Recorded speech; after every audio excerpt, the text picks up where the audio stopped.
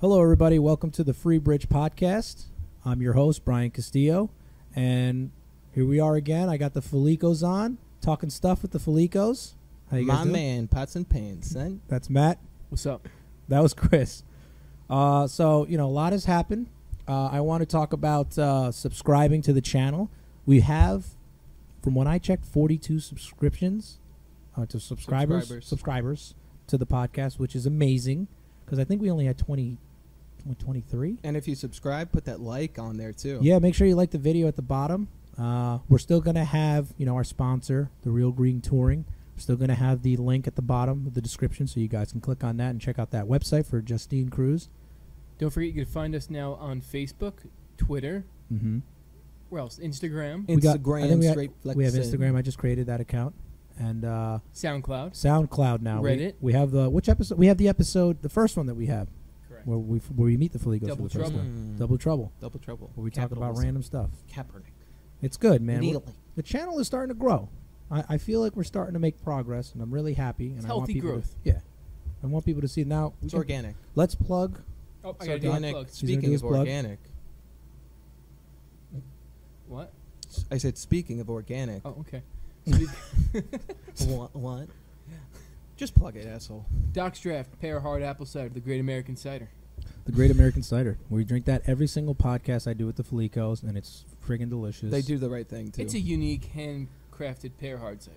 I'm trying to get them to sponsor the channel. We're reaching out to them, guys. We're going to get them. Yeah, we need their people to meet our people, which is really just us three. Just us three. And I'm my own people. yeah, there's a homeless guy that I asked to go over and check them out. I don't know if that worked out. That might have been bad. Well, it is gluten-free. It It does is contain sulfites, though. Oh, shit. That's not Sometimes. good. That's bad. All right, so I want to start off, before we get into the topic that we're going to discuss, because it's a good topic, I wanted to mention, so my wife this morning, she had asked me, can I mention this story on the podcast? And I was like, absolutely not. I don't give a shit about news. You're not even allowed on the podcast. Why are you here? Like, you should have been gone. Yeah, you the kick her out. podcast time. But then she started going over what the story is, right? And this story fucking blew my mind. It is insane. The twists and turns, this is a drama. This is drama right here at its finest. Yeah, it's been the biggest story for the last 2 weeks. Yeah, I haven't even I saw it on Reddit like that.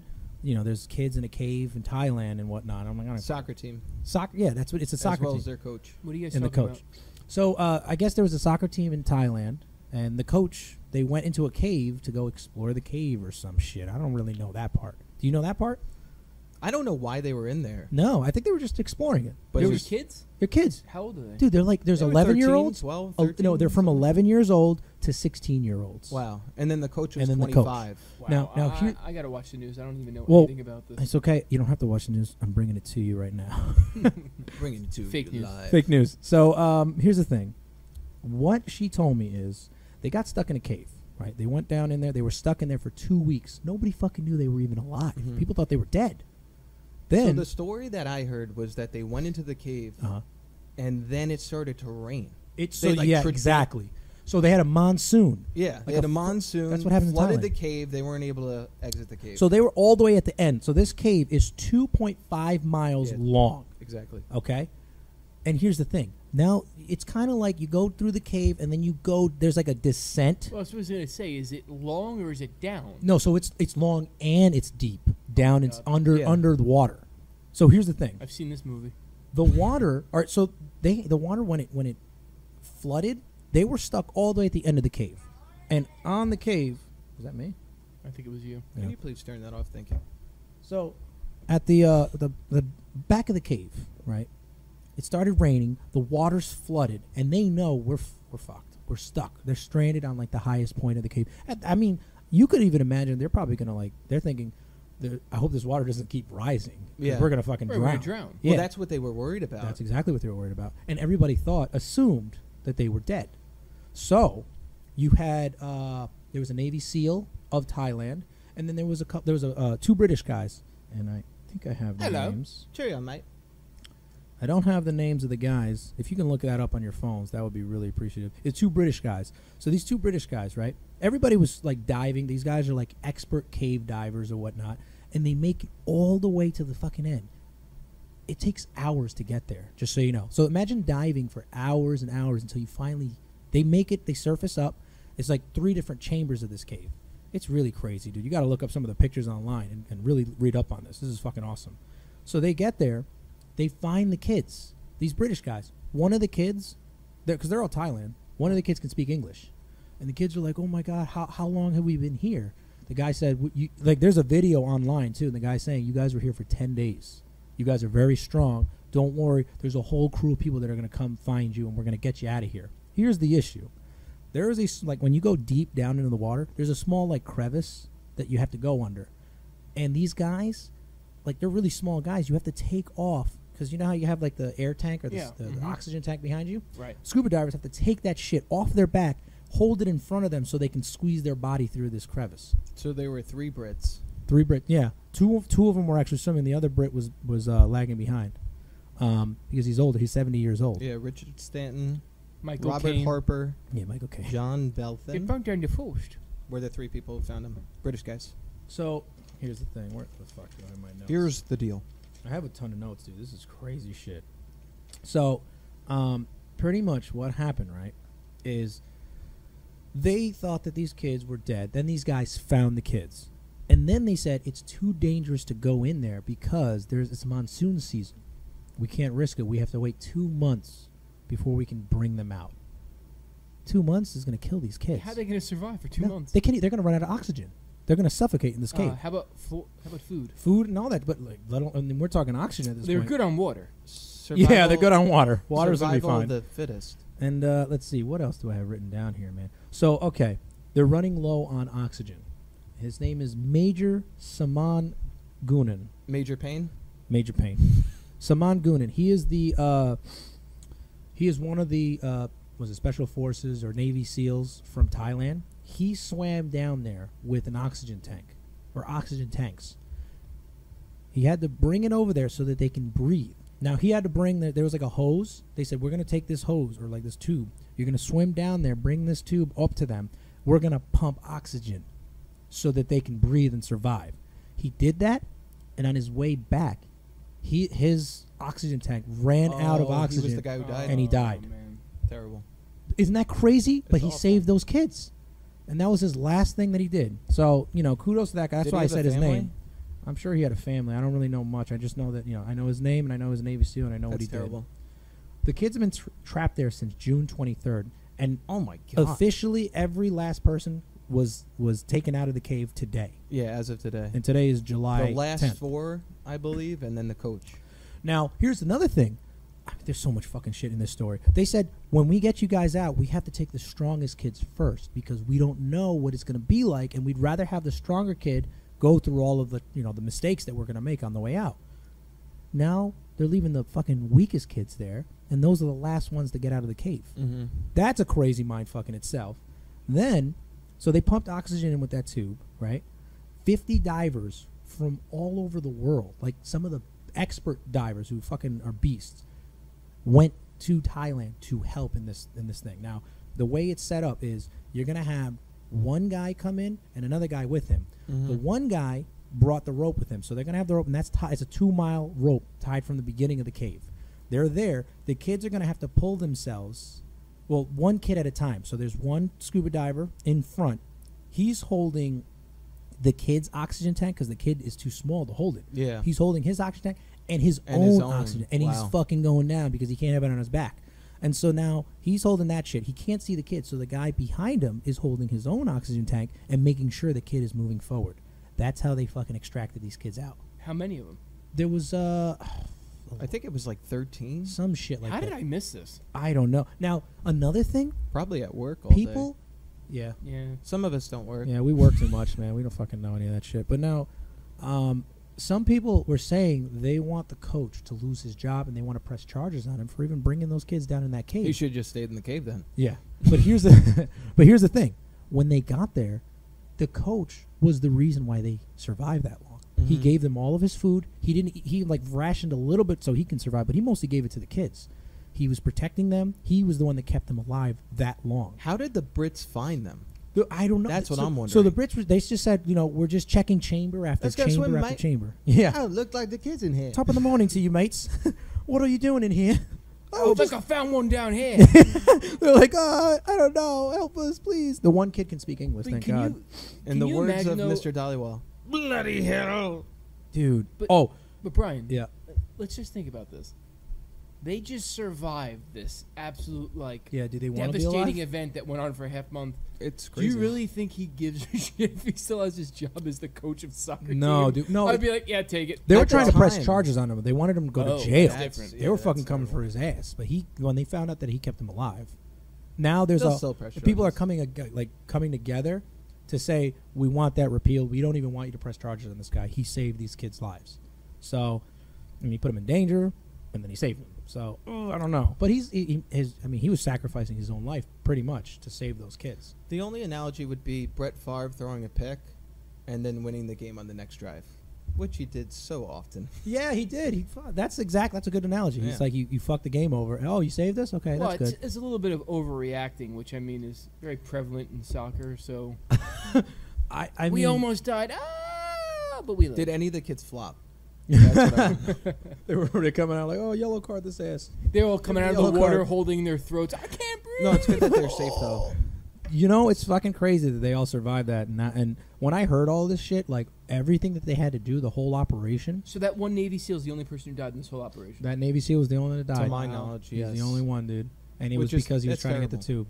If it wasn't for that Navy SEAL, those kids would have died because he brought the tube for them so they can continue to get oxygen pumped into there.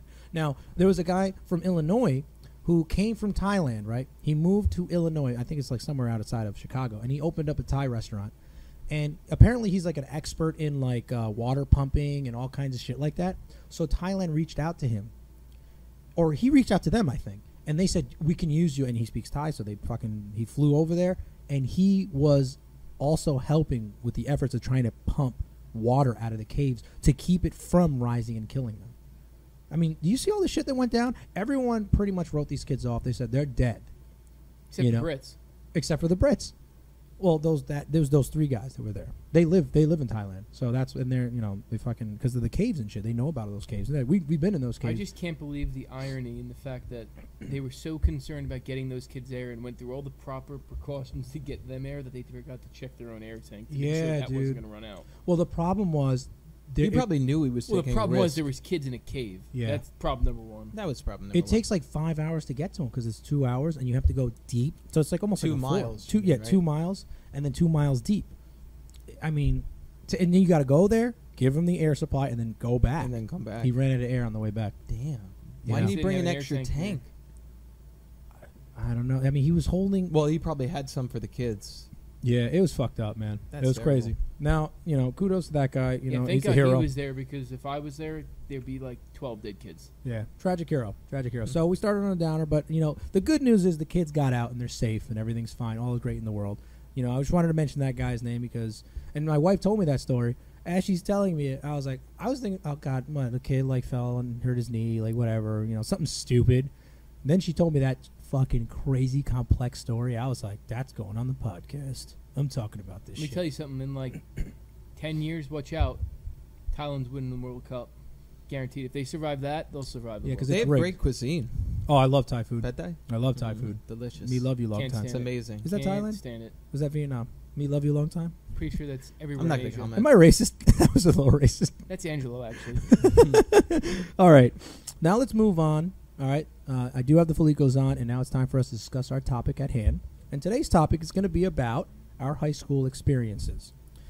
This is going to be juicy. Can I preface that with something? Sure, what's up? I dropped out of preschool. He is a preschool dropout. You a Preschool preschool dropout? How the fuck? Damn you, right. you made it all the way, though. Made it you all don't the even way. need it. He's like, I don't need to Preschool is different. finger painting. I yeah, went you there have and to I fucking was like, finger wait, paint all that shit. Wait a second. You want to pay them to have me nap and not even give me milk? Nope, done. I'll just stay home and watch Sesame Street. Good luck. Okay. So me and Matt went to the same high school, but I want Chris to talk about the high school you went to because you didn't go to our high school. I went to many high schools, actually. How many high schools did you go to? 3. 3? You went to 3 high schools? Yeah. Should I mention the high schools? Well, I think I mentioned one of Mention them them all, man. I don't give I a went shit. to Don Bosco Prep High School, all boys school. You mentioned 2 of them. Did I mention two of them? Well, yeah, 'Cause because I one of them. was- Then I went to Rockland Christian School, which is not even in existence anymore. Why? Did you burn it down? Is that No, why you got because- kicked out? No, it's like every student left and it went bankrupt. Oh shit! What's it like going to an all boys Well, school? let me say the last one. Oh, what was the last one? Albertus Magnus High School. Oh, Which is Burton. not all boys. Not all boys. No, that's girls and gals. They I mean, grow- guys and gals. Yeah. Guys and gals. Guys and gals. So, did you have to wear like fucking uniform. Yeah, uniforms and that shit? I gotta be honest. At first you're like, oh god, this is terrible. Yeah. I gotta wear a uniform, and you don't even like the color. Like, and every private school I've ever gone to, for some crazy reason, was always burgundy, white, and khakis. It's God's colors. That's good. It's like, can we come up with a more original idea than burgundy? I have John. Remember John? He went to St. John's. Or is that what it is? St. John's. I gotta be honest. Playing high St. school John's sports. University or No. St. Joe's? You're talking St. about? Joe's. St. in Joe's. New Jersey. Yeah. That's the only school who has different colors. I It's think like they are green, right? yeah. green, right? So every game we ever played, we were playing against. I'm like, who's the other team? Yeah. Burgundy and white versus burgundy and white. White and burgundy now. Ron Burgundy. I was just about to Everybody's say. got mustaches, and they're just like, I'm Ow, Ron. now, brown cow. Don't But- touch my hair. With that said, though, it became super convenient when you would wake up late. Mhm. And you're like, you don't have to think about what you're gonna wear. What do There's I not have to that like, wear? oh, what do I wear? What did I wear yesterday? Did you have one? last week? You only had one uniform in rotation? Well, You probably had 3. no, I had like 5 of them, but it's Oh. the same thing. It's like, But he was it's like- dirty, so he it's just like wore the Barney same one over. Stinson when he opens up his closet and it's the same suit. Uh-huh. He's like, what should I wear today? That's what I felt like. He's like, that one's perfect. So everybody had to wear the same fucking uniforms. How do you feel that affected the way everybody treated each other in comparison to the way we went to high school? Because I remember in our high school, if you weren't wearing like ugly shoes, or if you were wearing fake shoes, like there's Nike and then there's Schnikey or something. If you're like, oh, you wearing fucking Schnikes? Like, No, this guy's a loser. I- What a bitch. I actually found it worse, and I'll tell you why. Really? Because for what you just said, think about it. You guys are getting made fun of for an article of clothing. It doesn't define you. It's a piece of clothing that your parents bought you or was handed down to you from an older sibling. or we got from like Goodwill or We literally Salvation were Army. making fun of people for the people that they were because we couldn't make fun of them for the clothes. Oh, nice shirt, ass. Yeah, you're wearing the same one. That's So, interesting, man. Now it's Jesus. like, oh, man, that guy's a nerd. uh-huh. And he's like a legit nerd. Yeah. So you're getting made fun of for being a nerd. Or, wow, he's ugly. Or she's ugly. Or funny looking. Oh, so you guys It made was- fun of each yeah, other for it being was a lot ugly. more- You yeah, it were was a lot worse. more deep. Yeah, it was 100 times worse. Here's the thing, though, because if somebody makes fun of you for wearing like fucking shitty shoes or whatever, just take the shoes off and get better shoes. Right. But you can't fix your face. If your Right. face is ugly, you're Exactly. fucked, dude. Yeah, Well, you it's over. can. fix Wow. That might be, I don't know. One could argue that might be worse. That's Because, the exact argument I just made. oh, I thought you said it was worse for That's us. No, for me. No, for Oh, shit. Yeah, Your it is, clothing, dude. it's like, okay, in high school, it's a big deal. Like, oh, God, my shoes. I don't have the newest Jordans. All right, but like Damn. you said, you could just take the damn shoes off. Wow. Me, I can't take my face off. Well, you unless I'm can. John Travolta Yeah, I was about to and say, if you're Nicolas John Travolta and Nicolas Cage, you can. Yeah. Okay, so another thing I want to talk about is in your class, did you like if you had a class full of like all your friends, whatever, the I had next no year, friends. you know what I mean? Like, Yeah, he was a loser. do you have the same classmates every year, or do you guys like? So if I like, let's say I'm in So okay, I see ninth what you're grade, the saying. next so year, you had like the same English class every year. You were in the same with the same people in English. yes. No, it changed. Oh, it did? Because I Yeah. remember John, who went to St. Joe's, he told me that it was the same people in the same classroom every year, and then they would just go like, they Yeah, would, no, it went by grades. oh, Your grades from the previous year. So if you did well, you were in a more advanced class the next grade. Wow! Oh my God! I would have been in shithole classes. I Yeah. probably would have been in like the fucking. I always was with the lower classmates. So like if I was a junior in high school, I was in sophomore math. What now? What was the what school did you go to the longest? Like which school were you? Oh, Albertus Magnus. Albertus Magnus. Yeah. What grades? Sophomore, junior, senior. Oh, so that I went through 2 in freshman year. Oh wow! So did you guys have like school dances or? Yeah, of course. And they encourage that kind of behavior, like, hey, guys, dance with each other, touch each other. I don't know. I never went. There you go. Time of my life. I actually went to. Was there school fights and shit? Like, Oh yeah, it's the same as any other high give me school. some. Give me like a crazy fucking. What's the craziest thing you've ever witnessed? The craziest thing I ever witnessed. Did you have any teachers like lose their shit? Like, you guys are burning hell. God's gonna kill you. We had a history teacher that came in like plastered once. I won't name his name. God forbid he still What does he has his teach? job. What does he teach? I just said history. History. Oh, history. God, listen. I'm sorry. Brian. I'm drinking this docs, dude. Oh my God. He came in pretty plastered once. Doesn't and, make you. and deaf. everyone knew, and he had a couple of freakouts during class. Give me one. I want them all. I don't even remember. I think it was like a I wanna hear it this. was like a freebie period, and I think someone brought in like Band of Brothers, and they were watching Band of Brothers. No, I wasn't even in that class, but I was there because there was a couple of classes I didn't always attend. Truth be told, I already have the diploma, so they can't take. Tell me it some back. of the kids that were in the school. Were they like bad kids? Well, can I tell a story? First? Oh, okay, yeah, I want to hear So- this. So we were in there, and there was a part in Band of Brothers where like this guy's like screwing some German chick, and Good for him. and he's That's like, a great movie. and- Great show. Great and show. the teacher was like, "What's going on? Are they fucking on there? Oh God, I'm probably not supposed to be showing this."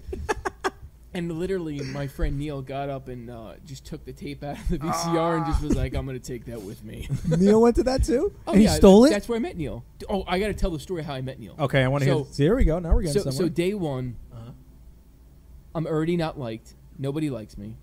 I said it twice. I'm like, all right, I'll just sit in the last row or in the middle where no one is. I'll be a loner. And I think I was in, I want to say biology class. I was in I was in biology. And I was in like the chemistry lab. And all of a sudden the door's shut and I just hear a door in the back of the classroom open. And there's Neil walking in. He sits down in the last row by himself. And I'm like, okay, good. There's two losers in this class. And They're my people. Yeah. I found my friends. my people.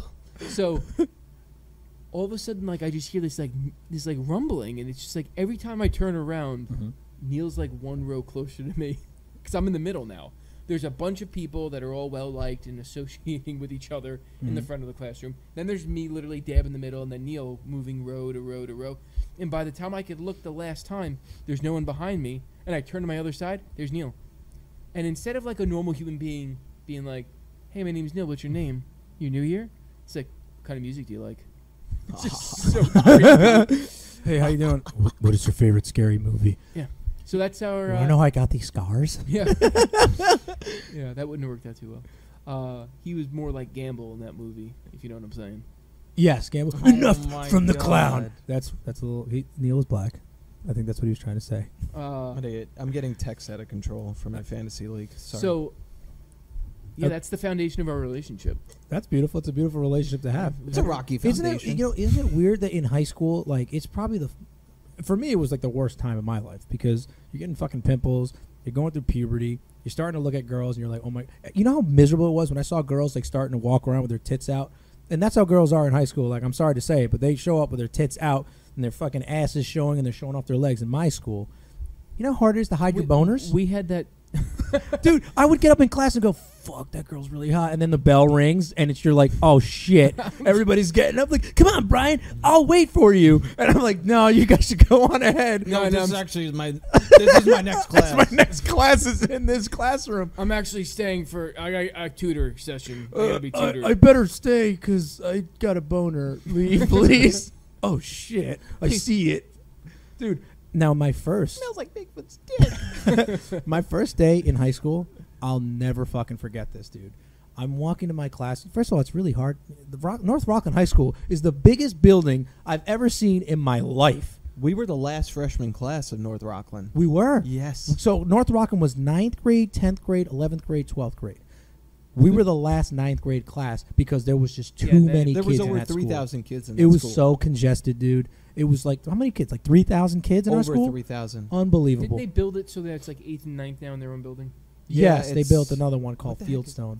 Fieldstone, yeah. That's the film. So You know they what's funny about that? It's right Yeah. near So Farley. remember Willow Grove? when Willow Willow Grove. Grove was being built, everyone went to Thiels or they went to, what was it, Farley? Fartley. I went to Fartley. Right, it was Farley, Thiels, and then actually West Haverstraw. So, Or Haverstraw. Haverstraw. oh, right, Yeah, Haverstraw. Haverstraw. I'm sorry. West side is my side, the Right. good side. Well, no, West Haverstraw Elementary School. That was the elementary school. That's what I'm saying. So it was Thiels. Oh, right, there was no Farley. Farley's no. the middle school. Yeah, yeah. All right, so you had Stony Point Elementary, Mm-hmm. you had West Haverstraw, and then Thiels. I went Yeah. to Thiels. The majority of the people that ended up going to Willow Grove were in the Thiels side or the Stony Point Elementary. When they were building it, they were actually asking for like names. There was a contest, and someone obviously won with Willow Grove that was in Yeah. Thiels Elementary. My name for it was Fieldstone. Oh. And they didn't pick it. Looks like I was Wow. right. Now, for everybody that's listening, we just threw a bunch of names of schools. All of these schools were like within a mile of each other. It's just that's how big our fucking town was. There's just so many. It's just a fucking cesspool of babies and kids and running around causing mischief. Well, it's a suburb of New York City. That's another thing. It's a suburb of New York That's City, why so it's people so know that we have a lot of congested. fucking people going there. Now, my first day in school, right? Because it was huge. I'm like sitting there. It took me fucking forever to find my class, and the teachers were lenient because we were freshmen. So teachers are like, "You're only 10 minutes late. That's a new record. Very good for you, son." And like walk into the class, I'm fucking terrified because before you go to this high school, you either go to one of the 3 middle schools. So you're just taking all those 3 middle schools and combining them into one fucking school. So you're like, dude, I'm going into like a crazy fucking building. You walk into the building, I find my classroom. It's all the way up in the top at the annex in the corner, right? And when I get there, right, I'm trying to see if I know anybody in there because I know I'm not going to know anybody. I'm hoping I do. Now, I barely knew him. I knew of him. We've met a couple of times, but I didn't really know him that well. I walk in the room, guess who I fucking find with his thick-ass glasses and the light shining off of him?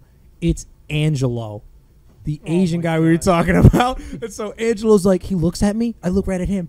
He's got his stupid little smile, and he's like, Brian, come. And I go sit down next to him. Hello, Brian. Come to me. Brian, son, sit next to me. So we sat down.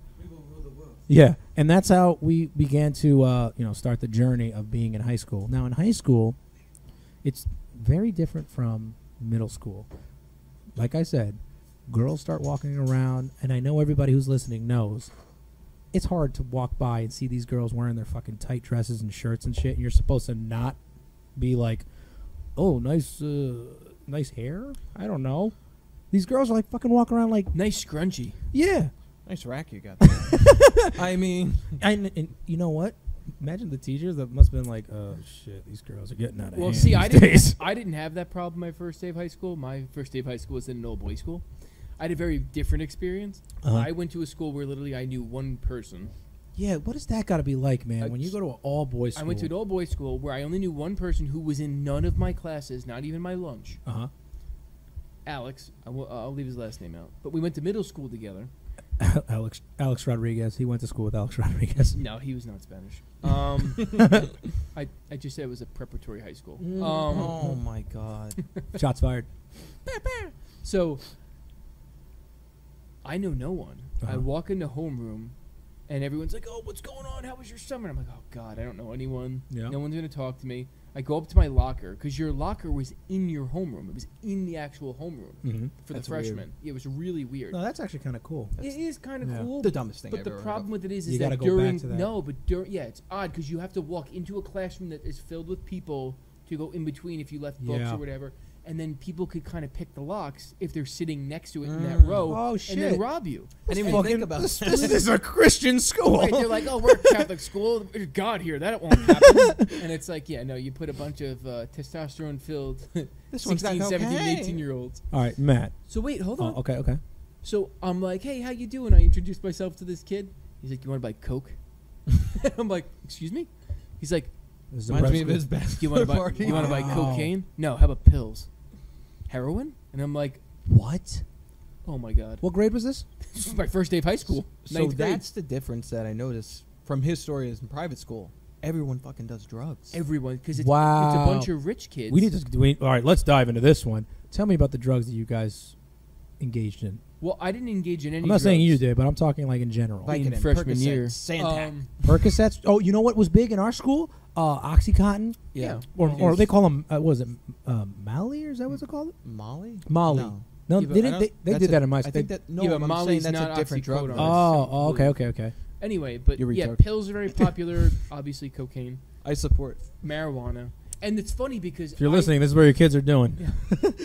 don't be fooled. Don't pay for private school. Don't pay. You're already paying for it in your tax. These bill. little kids. So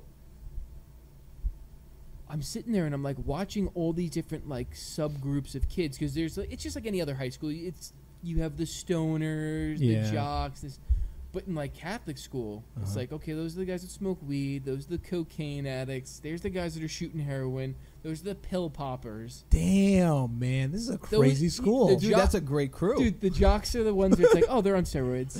So everyone's doing something. Yeah. That's all right. In our school, just weed. Yeah. Maybe coke. Maybe, but barely any. It's like probably just a little. baking soda more so than coke. Hey, you guys want to do this powdered sugar?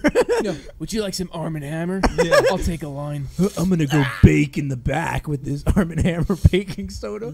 I'm Brush my baked. teeth with this. No, but you know what was big though? It was like OxyContin was big, Percocets, Pain whatever. pills. Yeah, Well, stuff pills like that. because Yeah. people find them at home. It's big in Their college parents too, have dude. them. It's big in college. Yeah. Like, what was the big one they're doing in college where it helps you focus more? I forget what Adderall. Adderall. That's a Yeah. big one too. Never done it. I mean, I'm doing it right now. That's why I'm doing real good on this podcast. Are you really? No, what the fuck? He No, already I don't said in do the drugs. last episode he can't sleep. Duh. Can't sleep, so I got to focus on my sleep. But in our school, you know what's just crazy? You know, like I saw things going into high school. I'm not used to seeing this shit. Like all of a sudden, I'm seeing pregnant girls walking around. Do you remember that shit? Dude. There was some girls that were like fucking. How old do you have to They be? were to be like 16. 16-year-olds walking around pregnant and shit. And there was a lot of them. It wasn't like one. Like, did you see the one girl? There's like It's like they had their own little group. It's like A group of pregnant girls. Every class you had one. Well, see, Yeah, dude. we didn't have that problem in Catholic school because Uh-huh. we could afford birth control. Mm-hmm. That's part of the pill popping. Like, listen, just wash down this OxyContin with this birth control pill. It does wonders, and it'll really And- fuck you up. And then finish her forgive- off with a Molly. And Father, then forgive me for I have sinned. I've taken birth control. that's not a sin as long as you did it with OxyContin. Well, I touch boys. I needed to get that off my chest. Okay, all right. So I want to go back to you talk about the locker situation. You had lockers in your I classroom. was robbed day one. Rob day one. Do you know what it was like for us, man? All right, so I want you guys to know we did tell you that there was like 3,000 or more students in our school. So imagine when the bell rings. And I'm going to paint this picture for you. The bell rings. The annex is on one side of the school, and it's about a 3-mile hike to the other side of the school to go to your fucking shop class, right? Shop and music. Shop and music. My first class was in the music department. Yeah. All the way, literally the end of the high school. Yeah. And you know what these assholes would do? Your locker's right outside our door up against the wall. So, okay, that sounds cool. I'll just throw my stuff in there and grab my books for my shop class. But when you go outside of your classroom, it's like as soon as the bell rings, remember, 3,000 fucking kids trying to get to their next classroom. None of them know where to go. And you got to go to your locker. It's rush hour. It's fucked up, dude. You're like, oh shit, and there's people like bumping your bit, like book bags are hitting you in the face. Girls' tits are banging into you, and you're like, this is amazing. Oh, that sucked. I got hit in the face with a book. Oh, now boobies are coming. So it's like, oh my god, I got a boner. Now I got a concussion. I got a boner. I got a concussion. Just pop these pills, Brian. And like, you get your books. Now you got to go through all this fucking traffic. Get downstairs to the first floor. Walk 2 miles all the way to the end of the fucking building. When you get there, you're 3 minutes late, you piece of shit, because you only have 4 minutes to do I think it all was of that. 5. No, it was 4. It 4? was 4, because I was always late, and I always said, I got 4 minutes. I would start, If only start I the had clock. 5. Yeah, if only I had 5. You know what? Raise it to 5, assholes. Stop doing that. 4? Who gives you 4 minutes? Compromise, 4:30. And the thing is, these teachers, right, the scumbags that they were, Wait by the door. they wait by there and go, you're I had late, some Mr. good- Castillo. I had some good teachers. Some of them are good, but you know that there was assholes, too. There's always asshole My teachers. favorite teacher, Mr. Lefko. See if you can get past History. this barricade, Brian. Dude, I know Yeah. you're oh good my at God, he was great. Talk to me about Mr. Lefko. What's up with him? He was a history teacher, Uh-huh. and I got an A every time I was in class, so that was good. Dude, He had a band. It was like Kangaroo Jack or something. Kangaroo. That's a movie. That's a movie? Kangaroo something. Kangaroo song. Kangaroo Joe. It was something like Kangaroo that. song. Was his Uh-huh. band. Kangaroo So every song. now and then he'd bring in his acoustic guitar and he'd play it. Uh-huh. It was awesome. Dude, so Hell of a guy. let's talk about our favorite teachers then. Favorite teacher was Mr. Lefko? Yeah, Mr. Lefko, no doubt. Favorite teacher, go, Chris. Oh man. Well, can I talk about the first day that I went to school? Okay, yeah, go with you now. We're going to talk about Matt's first day. So the annex, I was on the opposite Gives you end time of to the think school. about your favorite teacher. I was literally right next to the parking lot, Uh-huh. and I circled the building 3 times. I'm like, where am I going? I Wait, had you no drove clue. there? Yeah. Oh, no, I didn't drive there. Oh, I was about to say, dude. But it was right near the parking lot. Uh-huh. You can only drive senior year, I think. yeah, you're right? not allowed to drive to school when you're... And the thing was, when we were freshmen in high school, seniors looked like grown men. Dude, Like yes. DD. I was like, yo, that's He was a is that I my was like, uncle. that guy's a sophomore. So DD was a running back on our football team who Who was a looked- grown man. Who He- fumbled in the biggest of spots. He did fumble the biggest spots, but that Were you at that game? I was. I was crushed. But I was DD good, is a too. very big, strong-looking monster of a man. And he had a full-grown full-grown beard, 6 kids. He had a pension. Like he was fucking going. He was like a Social grown man. Security, Yeah. Medicaid. He was like fucking like just an old guy walking around our school. Huge guy. So I saw a fight the first day of school. You saw a fight the Yeah. first day. Oh, we didn't talk about the fights. It was- here we go. Now we're getting to something. Eric Anderson. Does that sound? Eric Anderson does ring a bell. Yeah, he was a big. He wasn't tall, but he Yeah, was a big guy, stocky, dude. solid guy. Yeah. And these two kids were fighting in the middle hallway, and everyone's actually Max Goldstein. I saw Max Goldstein around there. Oh wow. So Max Goldstein was there, and that was the first day of high school. And I thought, I'm not going to make it through this year. I'm going to get my ass kicked. And it was over a girl, of course. Yeah. And every girl, it seemed, at North Rockland High School had a thong. Yo, and girls And it was like always that out. shit. It And was girl- always yeah. out. They're fucking There was assholes. one girl in particular. No, I'm there not was, gonna say there was a any few names. girls in particular where I can go. Oh my But God. so I see a fist fight Uh-huh. the first day of high school, and I'm thinking, I'm not going to make it through this year. You're There's in the like ju- grown somebody, men. somebody looks at you and goes, "You're in the jungle now, bitch." Dude, I was thinking it was jail. Okay, whose dick am I going to suck here to get through high school? Let me show you the ropes, son. But before we go, zip. Here's what Yeah. you got to do. Pay the toll troll. So that was the first day of high school, and then we'll get into JV football, dude. Remember Guapo? Dude, I remember all of Oh those my fucking God. guys. Guapo, Didn't he though. shank some guy with like a box cutter? Okay, so I was there for that. So there's this guy on our team. I'm gonna call him Guapo because that's his nickname. I don't want to say his real name. But this guy, right? He was he was Peruvian, but he looked Mexican, right? I wouldn't say that. To the naked eye, one could say he's possibly Mexican. Until you get to, then now you put the fucking like microscope. He was in, and you're like, definitely oh, he's actually Peruvian. He was definitely Hispanic. He was Hispanic as hell, and he also like acted like he was a gangster. But everyone like, dude, you live in a great neighborhood. What are you talking about? You're not a gangster. He's like, what you talking about, bro? I'm Latin King. And we're like, no, you're not. You are absolutely not. You live in a great neighborhood. So you said that to his I met your face? parents. Yeah, all the time. I was like, dude, you can't do this shit. Did you go to school with Chris at one point? Dude, he was my friend. I knew him growing up. So, and then all of a sudden one day he just had long hair and he was like, I'm fucking ready to kill somebody. And he would call himself Vato and shit. And so one time we're downstairs in the locker room. It's me and Angelo. Yeah, he's like, what's up, Vato? Orale, Vato. So we're sitting there in the locker room, and there's this guy. I forget the guy's name. He was one of the fucking kids. I don't know. He was a little bitch, right?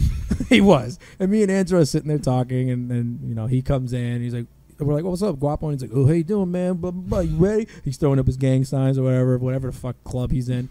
And then he says to this one kid, the kid's like, hey, man, I don't appreciate that language. Now, me and Angela looked at this. We looked at each other and went, what a fucking loser, dude. This kid's dead. What a piece of shit. Like, we hate you. But then he goes, oh, yeah? He pulled out a box cutter. A Vato, motherfucker. No, here's the thing. The box cutter was like a neon green box cutter. It was a cute one. Like, I was like, oh, that's adorable. Like a Dollar Tree. That's a cute. What And did the he guy's do like, with that? No, he says this. He goes, hey, man, look at this box cutter. And he's like waving it around like, hey, man, I got a box cutter in my hand. You better not tell me what to do. And me and Andrew are laughing because it was actually pretty funny. Then he walks out the room. You need to cut it out. No, that's not what he did. Guapo walks out of the locker room and he goes to the bathroom. I think he had to take a shit or something.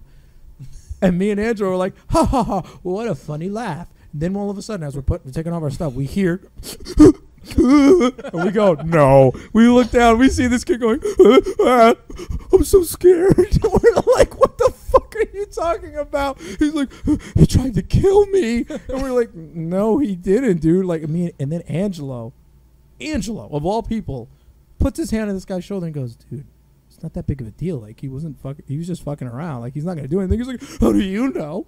He said he's part of a gang. And then he ran out. He went to the coach and he told the coach, like, that kid tried to shank me. He tried to like slit my throat. There was witnesses and they were scared. Really? And then Guapo got expelled. Wait, so he never shanked somebody? No. So I thought this guy was going to shank me from behind at football yeah, practice no, every day. Yeah, and it wasn't And true. I didn't even have to worry about it. Now that Damn it. that brings me to another point. Fucking rumors that happen in high school. It's crazy. Like somebody puked or something, and like you should have seen it, man. It was like a fucking. It looked like The Exorcist in there. He was puking on everybody. People were dead. Like I heard he shit his pants. you know what? I want to talk about embarrassing stories now. Is that okay? Well, wait. What about my favorite teachers? Oh, yeah. I didn't know about your favorite teacher. Let's go. Mr. McAndrew and Mr. Anderson. Why? Why were they your God, now favorite you really teachers? put me on the spot. Because they hated the Yankees. Oh, okay. It's weird how we make connections with teachers. As he wears a Red Sox hat. Yeah. As he is wearing, Chris is wearing a Red Sox hat. Go Sox. Go Sox. I'm wearing Michael Jackson's socks. I'm wearing Batman underwear, if that means anything. I'm wearing a Batman shirt. He's wearing a Batman shirt. I have Superman underwear. I'm not wearing them, though. I am Batman. How's that? I'm Batman. All right, so It's a big disappointment to me. actually, I want to give a shout out to my favorite teacher. His name was Mr. Zolo. Okay, I have a few other really good teachers, but Mr. Zolo, he's the principal now of Fieldstone. He was my English teacher. It's a good name. He is a great guy. Mr. Zolo, yeah. So Mr. Zolo is kind of like you guys. He actually has like a persona He's kind of white? like Matt, right? Except he doesn't act like comical like you. Sexy? He's just got that presence, right? And so in class, Whoa. That's not I'm true. sorry. I'm not saying that you don't have a presence either. I'm saying that this guy, Charismatic? he's got this look. Beautiful. Where, like, he stares at you and you're like, you have all my attention. I'm sorry. Chris has to like pull a knife out, put his hands at your throat and go, listen. And I'm like, yes, sir. You got my attention there. Where he's got that like, he looks at me and I'm like, okay, Really? I'm listening to you. You do that I do sometimes. that? You do that sometimes. There's like 400 employees that would disagree with you right now. But okay. All right. Well, they've never seen me, so. So I'll never forget the day. That's how good he was. I'll never forget that day. There was a kid in class, and he's Asian. Okay. So Angelo. Yeah. And then I said, hello. Oh, my Oh, God. man. That's And- the most reason. he goes, Brian, stay after class for a second. Everybody's like, ooh. And he goes, shut up. And everybody's like, yes, sir. Absolutely, sir. And then we continued the class. That's the kind of fucking command he had in the room. And I was like, yes, sir, absolutely. I was like a fucking asshole to all my teachers. I told teachers to go fuck themselves. I'll tell you those stories in a minute. But this guy, he's the one that got to me and changed my life for the better. Everybody got out of the Debatable. classroom. Yeah, so they got out of the classroom. He says to me, are you fucking retarded? I swear to God, that's what he said to me. He's like, are you fucking retarded? That's hell not is- PC. What the hell is the matter with you? What are you doing? You said hello? and I almost laughed when he said that shit. And I'm like, well, yeah, I thought it was funny. He's like, yeah? Did you forget the kid that was sitting in front of you is Asian? Maybe he wouldn't find it funny. Maybe he's pissed off. Maybe he's going to go home and cry himself to sleep because you said that dumb shit. Maybe Guapo's going to shank you with a Maybe box I'll cutter. get Guapo, come on in. And he comes out of his desk. No, but like, hey, orale vato, you want to make fun of people's heritage? He starts shanking me. Wait, what's that neon green box cutter? You're gonna pay for that, man. You're gonna pay for that real bad. And so he killed me. Brian, what did I just say? No, but like after that day, dude, like I came into class and I was like, fucking, I'm sorry, dude. I thought about what you said. You really shit on me hard. No one's ever talked to me Did like you that. say that? Yeah. Dude, he let me talk the way I wanted to talk when it was just me and him. Wow, what a terrible teacher. No, he said, listen, this is who you are. That's fine. But you got to understand, you're not the only person in the fucking classroom, dude. Listen, you're a piece of shit. That's You fine. stop being a little loser. You're a fucking loser, dude. I'm going to have to whoop your ass. So I was like, yes, sir. You And don't honestly, even go to class. for some Bueller. reason, he just knew how to talk to certain individuals. He could talk to anybody in that class. And the way he talked to me was the way you needed to talk to me at the time. And he understood that. And afterwards, all right, I'm in. You got me. I'm going to fucking get good grades. And I'm going to start to do the right That's how thing. Mr. McAndrew was. That's how he was, right? Yeah. It's hard to put that in Chameleon of words. Communication. Yeah, yes, he was, dude. It was so interesting the way he was able to tell me to go fuck myself, but in a way that made me go, I should go fuck myself, and I'll come back a better person. And so I did. I went to my room. Chris is good at that. That's why he's a good No, yeah. manager. Chris is really good. You know, that's another thing. I remember a couple of times when me and Chris were having our heart-to-hearts, he would say to me, listen, Brian, I really like you, but you got to fucking stop doing this shit right here that you did. And I'm like, you're right, dude. I should stop. Or you need to start sticking up for yourself here. Or you need to tell this guy who's bad for you to go fuck himself. Stuff like that. He just knew how to talk to me. Same thing with you, you know? And that's the thing is that you surround yourself. Some people don't notice that. Some people, or maybe they notice it, but they're afraid of it and they push it away. But the people that go, I could recognize that this is a good person, a good influence for me, I'm going to continue to have that in my life. And that's one of the things I did with Mr. Zolo. Like even the next year, I'd still go to his classroom and say, yo, dude, look, I'm doing good in history still. Like, that's how much I cared about him. I was like, dude, I want you to know that I'm not, it wasn't that year, wasn't just me saying shit out of my ass. I'm really trying to be better. And he's like, good, now don't fuck it up. And that's how he talked to me, because, like, and it was awesome. It was real. And, in fact, I saw him right before I went to St. Louis. And I saw Mr. Lefko. You saw Mr. When Lefko? I was When I came back for Easter, where did we Mhm. go? It's Stony Point. What's the name of the place? Pasta Cucina? Ooh, Pasta Yeah, Cucina is that really in good. I Stony like that Point? place. Yeah. Got a Mr. plug in there. He's We plugging 'em. What the hell are you doing here? Yeah. Hello, I'm visiting my family. Yeah, He's that's like, how it was. Oh, dude. you live in New York? No, I live in Charlotte, North Carolina. Yeah. What are you doing down there? I work at blah, blah, blah, financial institution. I will Uh-huh. not name it. It's like, oh, yeah. That was it. It's really, and you know what? When His kids were like 10 years old, too. Which Yeah. he just had his kids when I went to high school. Yeah. So it's crazy. It is crazy. I how saw time Time Mr. is flies. McAndrew at flying. a Giants game.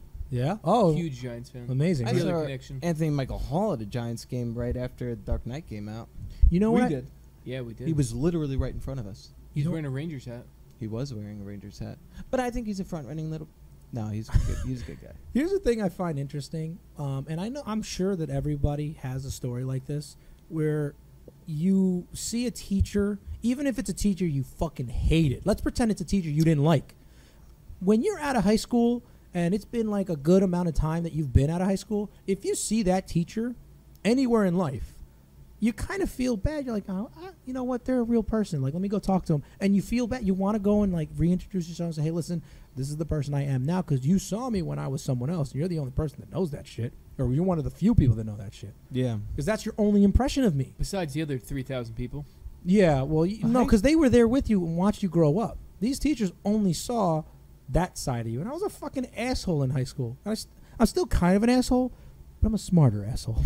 I'm a more, you know what? I'm a more considerate asshole. Well, yeah, consider's a much better word. I'm a considerate asshole. Yeah, is what high I am. school's an interesting time in your life. Because you're trying to figure it out. You're trying to figure out what's happening with my body. Who am I becoming? What is this shit that's jamming down my throat? Newsflash, you never figure it out. You don't. I still don't even know what the See, hell's I think going that's on. why I wasn't I have like. no You did a clue. terrible job, teachers. I had don't to know. figure it out. Yeah, Chris, see, you were saying that I talk to people in the way that they need to hear it. Chris is that way, and he doesn't care. Like, I don't care if you're not going to be my friend or not. This is what you're You going to do. need to hear it. And if you're not doing this, I'm not going to be your friend. I don't care. I've always been like that.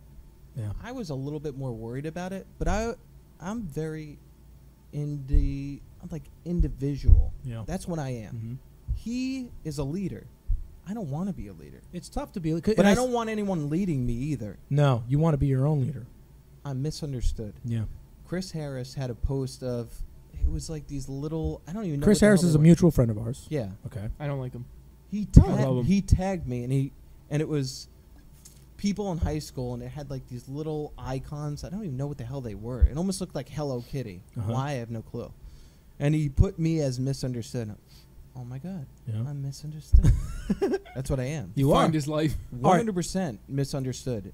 When you told me to watch that documentary of Jim Carrey and Yeah. Andy Kaufman, Dude, I feel like him. there's a part in the movie where he says, It's a documentary.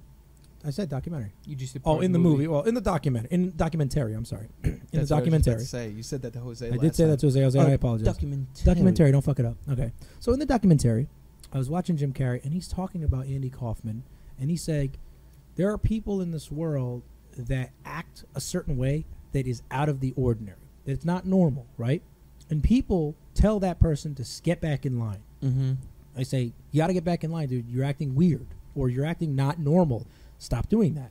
You need to walk a certain way, talk a certain way, act a certain way, and even dress a certain way. They go down a list of things that you should be, right? And Jim Carrey's message in that is, fuck those people. Be who you are. That's who you are. Don't let them cover the light that comes from within you, right?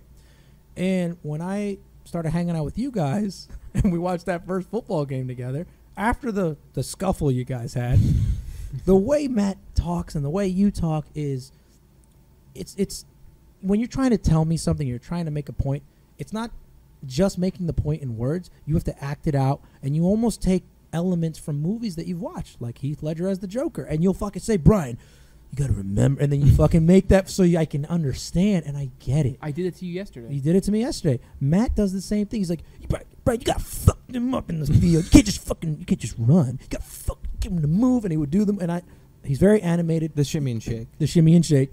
You would be animated.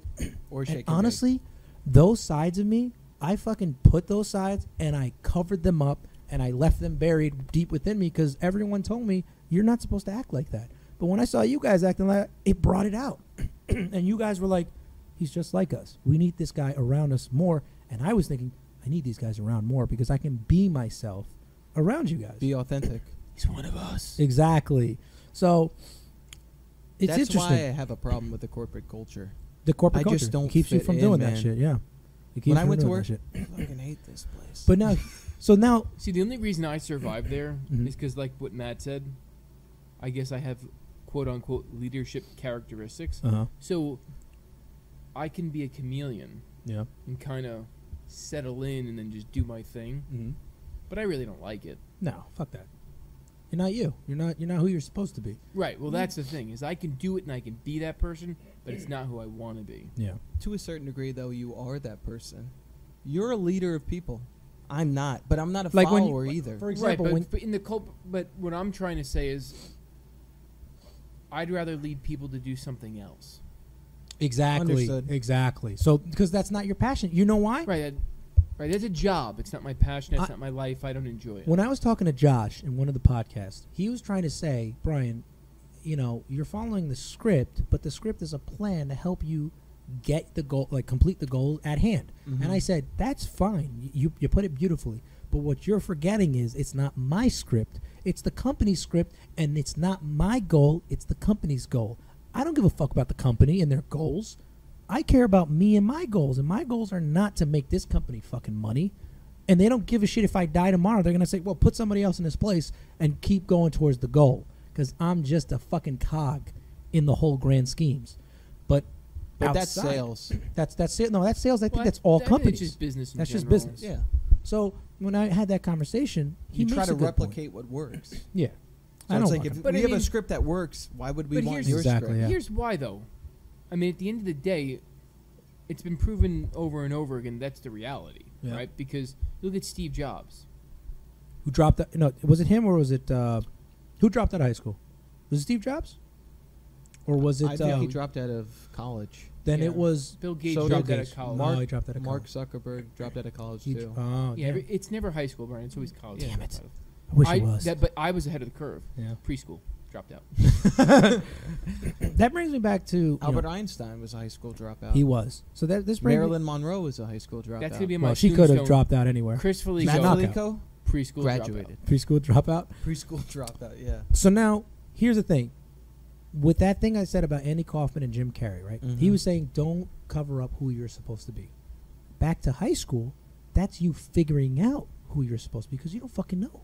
All you know is play with your toys, sit down, be quiet. We're going here now because you're at the mercy of your parents. But in high school, you're kind of not. You're kind of figuring out, and you're figuring out with all the interactions you're having with all the kids. Yeah. Some kids don't want to talk to anybody. Some kids just say, "No, I'm fucking out of this," and you sit in the corner and you don't talk. But you really should. And I always noticed that whenever there was a kid sitting in the corner, my job, I felt, was to go and talk to that kid and make him my friend. It was weird. That's how I met my wife. That's actually a really funny story. Can I tell that story? Castillo Hopkins. Yeah, sure. Yeah. So my wife, Patricia, she went to the high school that I went to, that we went to. She was older, though, right? No, she was our age. She was in our grade. She still is our age. She's still our age. She's She still is- our age. So this is actually a really funny story. So my wife is she's sitting outside in the annex cafeteria. You know how like there's that area, there's like a courtyard. Yeah. So she's sitting in the courtyard. And my friends are like, yo, did you see the girl from The Ring?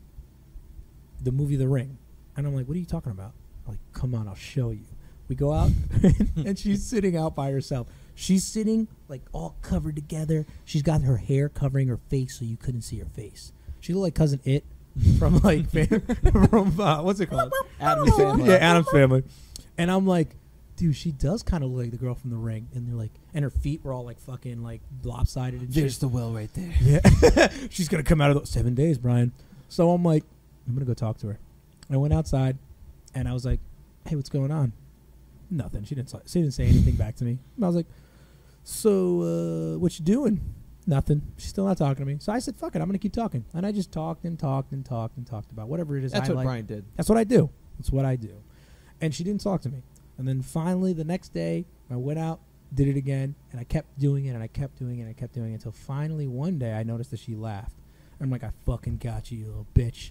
You think I'm funny.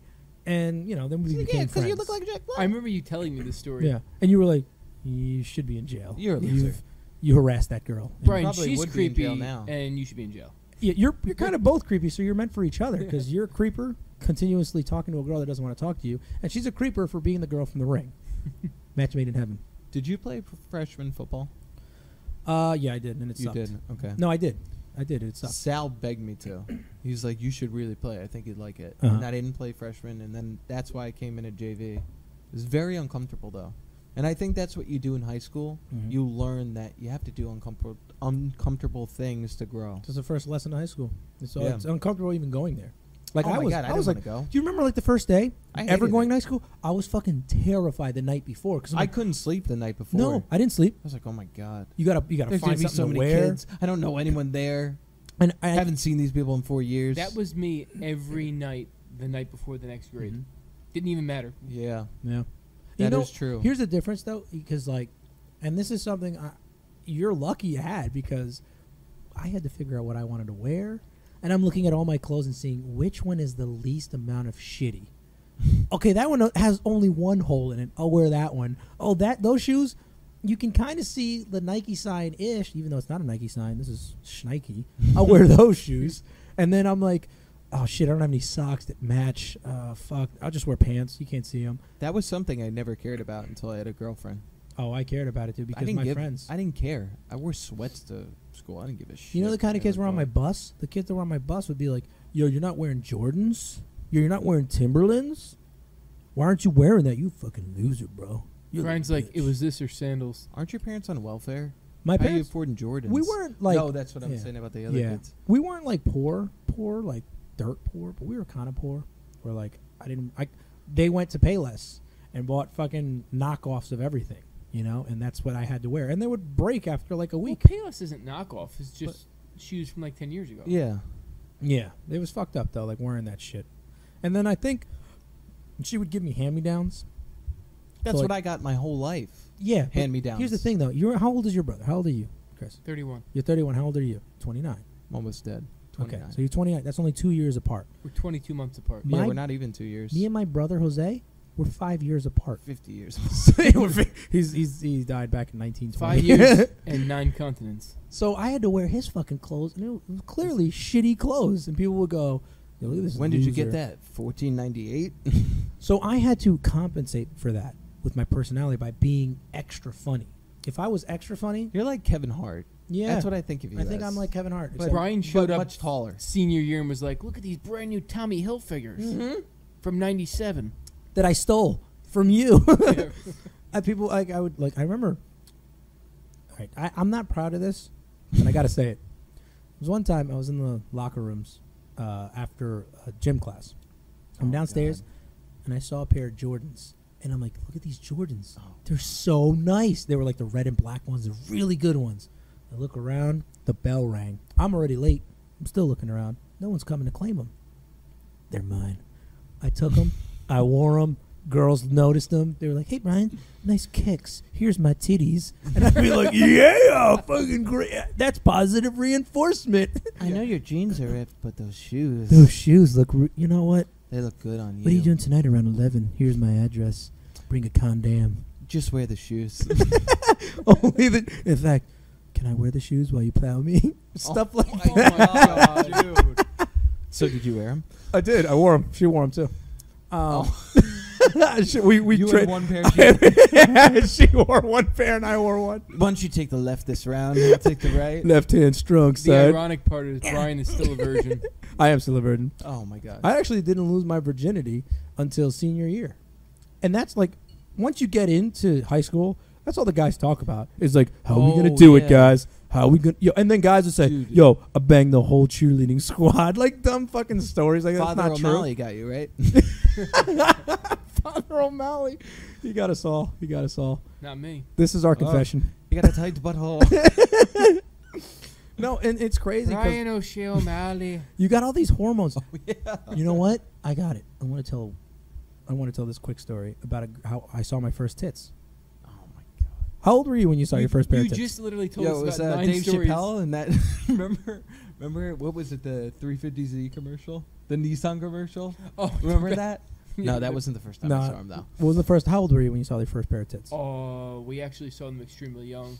Really? I It saw was him by younger than him. accident. Yeah, the next door neighbor, right? Is that what you're talking about? Oh, you had a next door No, neighbor no. in the story? window? Do you remember when The we had the girl next illegal door. cable box? Well, you're saying real Are life? you Like, saying in or- person? like live action tits in front of your that's what I'm Oh, face. then that was that. Yeah, Okay. yeah, it Sorry. was, Wait, tell me. I want to know. Tell the fans. Chris, please tell them the story. So I on don't the- feel comfortable yeah, doing like it. 2 doors down, we had these 2 girls living in this It house. was. Oh yeah, it was It was two two doors doors. It down. was on the He's other side. 100% right. Wait, before you tell this story, and we're going to get to the story. I want to get to it, but we're at the hour mark. And I just want to remind the viewers, if you like what you're hearing, the content, this is a new thing I'm trying to do every hour on the hour. We are listening to the Free Bridge podcast. I'm your host, Brian. You're listening to the Felicos. We're going to get to this awesome story. I just want to make sure that you like and subscribe to the channel down at the bottom. And continue, Chris. We're at the hour mark. So you were about to tell me the story about how you saw these tits. So it was the girl next door. We're to- getting to the good stuff now. Did you ever think you'd say that? I wish I every day there's going to be a moment where I get to say that to Chris on live on air. Like and subscribe. When did you see those titties? Get back to those titties. You can now find us on Facebook, Instagram, and how about them titties? How about them? And don't forget SoundCloud. Those are some great New York boobs. Look at the fun bags on that one. All right, I'm All sorry. right, so it was the girl next door to next door. And Brian, don't joke. Yeah, Brian almost choked. So the docs. Great American Cider. So it was me, Matt, next door neighbor Michelle, and Steven, and they were the ones right next door to us. Those were our best friends growing up. Uh-huh. And there was 2 girls that lived like 2 doors down. I remember her name, but I Yeah, won't say it. Yeah, I'm not gonna say her name either. Started with a D. Yes, Dolly Parton. That's ironic too. that's it. Dolly Parton. Because they were Nailed it. definitely D's. Oh yeah, I don't even know if there was an alphabet. For I love those. you, Simmy. Sorry, baby. So we were spying on their house for some reason. We were real creepers actually when we were kids. We'll get to that later. But we were spying all on them were. for some reason. I think they came to our pool. Spying on them for some reason. Yeah, were because they- that's what we did. We were like, I was like 8. Yeah, they were just been in our pool or something like that, and we were like outside their house, and she had her what she'll wear tonight. I wonder if she'll take it off. So Oh my god. Did you guys say this to each other? Like, come on, Matt, you're gonna be late. It's 9 o'clock. You're missing the show. No, Quick, Matt, everybody where are you? knows it was 6:45. Everybody knows that. Okay, go on. 6:45. my mom's yelling in the background, Matt, it's time to go to bed. He's like, wait, she's about to take her tits out. Oh, okay, never mind. So- Mom, it's a full moon tonight. okay. So we're like, it's like the window's like wide open, like hello blinds, shut them. Yeah. And She we're had like blinds. watching. Yeah, I know, but she just had her window like wide open, no blinds, and we're like, oh, there she is. And then all of a sudden it's like, oh, her bathing suit's coming. Oh my god, Yeah. Wow. dude, the Some great saddlebags. New I York was just like, babes. oh my god. And how old were you? I was probably 9. You were 9 years old when you saw these So I was like titties? 7. Yeah, Matt was Jesus 7. Christ. I was Matt- always very advanced. Matt was a fetus, and he saw him. Matt was unborn, but I was like, brother, wait till you come out. Look through my eyes. Well, I was always ahead of the curve because I had an older brother, Yeah. and all of his friends were older. You're welcome. See, Remember the chalkboard in the basement? Matt, you need to know these words. Yeah. Penis. Penis. Penis. Vagina? Vagina. Oh, God damn it. It was porno password every Tuesday. You want? All right. So I'm going to tell you 2 quick stories. Then. The first time I saw tits, and the second time followed very quickly after. And the last time. So yeah, and the last time I saw tits. So the first time I saw tits, I was 13. 3 months old. My mom whipped him out and put him in my mouth. No, I was 13. I was 13 years old, and I'm in science class, right? In the actual classroom, I have who do I have? I have my friends. They're the cool kids in the class in the school. You know, like, there's the popular kids. So you know how sometimes the teacher will divide the class into groups. I happen to be lucky enough to be in the cool kids group, and there was a girl in there. I'm gonna say her first name, but you won't know who this is. Her name is Jenny. I'm not gonna say her last name. But Jenny. Jenny. Now Jenny had she's blonde haired, dumb blonde, whatever. Really pretty girl, right?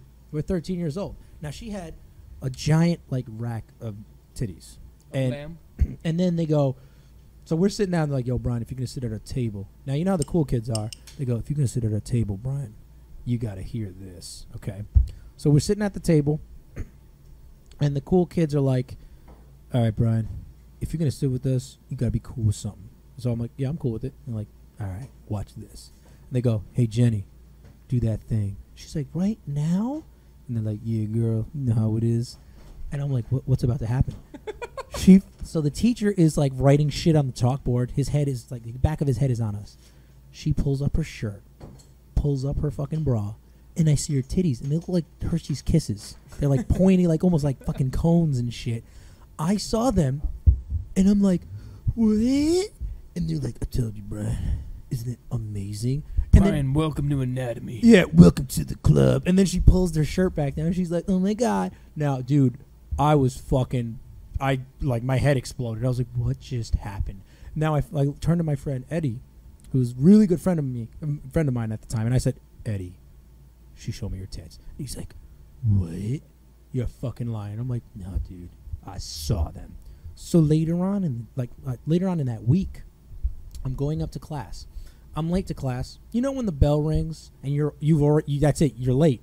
You stop fucking trying. You're running to class, then the bell rings, you're like, I'm late. I'm gonna just keep walking. Yeah. It's like blowing the whistle. Plays over. Plays over. So you're just like, well, then what the fuck am I doing? I'm just gonna be late. Line. Late is late, right? So I'm walking. Now in Farley, there's a stairwell. You open the door, you go up the staircase, there's another door. So it's its own room, right? So I'm going in there, and I see these two guys again, right? Steve and Rudy. I'm not going to say their last names, but Steve and Rudy. They're like, yo, Brian, what's going on? I'm like, what are you guys doing, dude? We're late. I'm like, oh, we're late for a reason. And I'm like, well, what's the reason? Why don't you stick around and find out? And so I'm like, all right, I'll stick around. And I'm a fucking loser. And then all of a sudden this girl comes walking through. Her name is Alicia. Her last name I'm not going to say. But Alicia walks through. And there's a lot of last names that we're not saying. Yeah, we're not going to say the last names, just first name. We're on a first name basis. So Alicia walks in. And I go, Alicia, why don't you stay right there for a second? And they're like, guys, why? Just being a fucking... She's hot, dude. She's a gorgeous girl. And they go, do that thing you did for us the other day for Brian. Twerk. And she's like, guys, no, we're in the hallways. And I'm like, wait, not again. But I have a hallway pass. Yo, Rudy looks at me with that smile on his face, and he winks like, it's going down. And then Alicia goes, all right, fine. She pulls up her shirt, grabs her tits, and jiggles them, then pulls her shirt back down and walks upstairs. And I'm like, what? And they're like, what'd you think, Brian? And I'm like, I thought that was amazing. And they're like, all right, Brian, we'll catch you later. You're one of the cool kids now. And they walk out. And all I'm thinking is this. At the time, I wasn't a cool kid. I wasn't a loser, but I wasn't a cool kid. I was just some guy who got by. Then I saw that shit, and I'm like, what world did I just fucking step into, right? And I'm like, I want more. Oh, I need this shit. So now, actually, I'm trying to make a point with this, with these stories that we're telling ourselves, right? That's what we were all hoping for. So here's the point to all these stories. I'm sure we're not the only ones who have seen some crazy, and I'm being tame. There's some fucked up shit that I'm sure we've all done, right? Especially in high school. And one of the things I'm trying to illustrate is, imagine if we had cell phones and Instagram and Facebook. I had a cell phone. What? In high school? Like a flip phone. He had a flip phone. It actually was before even like the flip phone. Had a beeper. Yeah, he had a beeper. I had a pager. Someone's calling me. We were using pigeons. We were using flyer pigeons or some shit. Someone's trying to reach me via phone. I need to call them back from the payphone. Let me go use my rotor. Dude, the beeper was the stupidest idea ever. What a fucking it's like terrible alarm idea. Clock. Beep, like, I need to call this person back in 5 hours. It's my mom. It's my mom. It's not important. See you later. My mom's beeping me. I gotta call her at some time. And the teachers would say, you're not allowed to have your beepers on you. Take your beepers off. Remember when they used to say BlackBerry? At first, I had no clue what a Yeah, BlackBerry was. I was like, what? Is that a fruit? Seriously? I will say one I was thing. like, where are the fresh BlackBerries? Right before beepers became extinct like dinosaurs, there was a feature on them where you could type into the phone, and you had the letters on the phone. You could type a message, and it would come out on there. Like a with text. It was almost like a text. It was a text before a text even happened. Jesus Christ. And then we were like, pull the Beepers plug. were ahead of their time. Pull the plug. This is getting dangerous. No, but like, can you imagine, right? Let's take that moment where I saw that girl's tits. Oh, if we had phones, Instagram, picture capabilities when I media. was in high school, I'd be in Dude. jail. All of us would. No, We'd be I wouldn't fucked, have dude. done it. You wouldn't have done it, but somebody would have, dude. Think about how He's stupid we right. were. Is No, it's there's not, absolutely someone. it's would've not done you. it. I wouldn't have. Half failed. the time, the people that get caught, like think about Odell Beckham. You would egg it on, too. You'd be like, dude, you should do it. You should take your phone and take Yeah. a picture of her tits. Look at Odell that idiot. Beckham Jr. in bed with that model. There's obviously some sort of white substance, cocaine, and he's Yeah. eating Oh my pizza. God. He's not the one taking No, the it's picture. baking soda. And he's not like, take a picture of me. It's someone else. Yeah. It's never you. What was it's the model? idiots I'm with you sure. that are like, this is a good idea. Yeah. Jail. Now, now I was very upset with that. the reason why I video. bring that shit up, He's innocent. yeah, the reason why I bring this shit up is because I look at the way kids are being portrayed today. The way the kid, like, because we've been out of high school. How long has it been? 10 years now. Over 10 years. Like over 10 years. 11. I had my 10-year For reunion us. in Yeah. 2015. No, 2007, we Yeah, graduated. it's 11 years It's for been us. 13 years. 13 years for you, right? Oh, It's his a life's over. long fucking time. We're different people now, right? We're different Kind of. people. And when we look back at ourselves in high school, we know we were kids. We were fucking stupid. But it's doesn't- okay. It doesn't seem like the same life, though. No. And are you more like forgiving to yourself and some of your friends based on the way they acted back in high school? I just given up caring Okay. All right. But what at do you this think? point. Say it again. Like you're more forgiving of what some of the shit you've done and some of the shit your friends have done back when they were in high school. Would you agree? Am I more forgiving now? Yeah. Because you Yeah. know we were fucking morons, right? Yeah. Hatchet's buried. So, Yeah, so that's just it was buried. our cousin's birthday, 21st birthday, and I actually wrote it in his card. There's two things you need to do quickly. It's apologize and forgive. Those are the two things you have to do quickly. And the Yeah. reason being is that we don't have enough time to hold grudges. Yeah. No. Absolutely not. I just wrote him a check. yeah. Oh. Give him cash, son. Give them cash. That's the greatest way Don't to forgive. spend it all. But now, I keep looking on I keep looking at Facebook and I keep having conversations with some of my friends' wives and they're like so fucking angry at the kids today. Like, look at what they're posting on social media and But they're so that's stupid. every generation like, yeah. before the one before. Like my dad, he would tell me some of the shit that he did when he was a kid. My uncles, they would tell me something and like, oh wait, what? You saw a girl's tits? That's nothing. One time we all bukkakied one girl. And I'm like, what? And they're like, yeah, it was great. And they high five it. Was or something. Angelo Yeah. You know, and I'm like I said, that kid with the knife. So Guapo, who pulled out the fucking that neon green like little Levato. kid toy almost looking thing, Levato. and that kid fucking cried. Can you imagine if somebody like took a picture of it, or he posted that on Facebook and said he'll try to kill me. He tried to, and then all of a sudden everybody's adding their 2 cents in, and they say, I think I saw that kid once. Yeah, he said he throws gang signs up, and we all go, dude, he's delusional. He lives in a fucking nice neighborhood. If you just know that, you know he's fucking just trying to be cool. But today, No you one. post it on Facebook, that guy's fucking crucified. I never got the memo though. Well, you want to? Yeah, I thought this guy was going to shank me with a box cutter at Yeah. football practice. yeah. But that's it. It was just You a friend telling you tackled that. I see Zabato. something really weird Uh-huh. with like the times now versus like when I hear stories from my dad's time when Uh-huh. they were in high school, right? So, and what I see the biggest difference is back then Yeah. the law was more accepting, but society wasn't, Mm-hmm. right? And now society's very accepting and the law isn't. What I mean by, like, my dad tells me stories all the time. They were drinking and driving at like 9, 10 Yeah. years old. And the Like, cops oh, would be like, all we would right. drive someone drunk home at 10 years old because our parent was drunk, so we drove our parent home drunk. Wait Yeah. until you're And 11 a and cop start would pull drinking. him over like, oh, there's Chris again driving home his whatever. Yeah. His friend's father who's plastered, and he just had him out on the boat. Yeah, dude. Oh my Make god. sure you get him home safe. So the law was like super accepting, but when they were in high school, like if a guy was wearing something that wasn't cool or whatever, it's like what a fag. Yeah. Oh So- shit. But now I would never say that. Now society's very accepting. We have obviously many different genders, PC. classifications. Yeah, it's weird because like Very PC. today's society's different. Yeah, but the law doesn't bend. Now, if I get pulled over drinking, DUI, DWI. I know, dude. They're Back trying then- to fuck your life up. Yeah. Well, listen, there's laws in place that they're upholding. They're knee jerk. I'm They're not- knee jerk reactions. Well, listen, I'm not even getting into that. At the end of the day, the law is the law. Uh huh. But they used to bend the law. Yeah. Like, you used to get pulled over smoking weed and drinking. It's like, oh, And your those are the parents know you're out. And here's the thing: those are the people that are probably the loudest saying "fuck little kids" for doing the shit they're doing. I'm like, dude, you drove around drunk. You could have killed everybody. That's Yeah. what, that's what I'm saying. That's my That's a good Hypocritical. point. That's a good point. I try my best. Yeah. So that's what I noticed. That's what No, I Yeah, the gathered. police officers were more so the part of the community. Mm-hmm.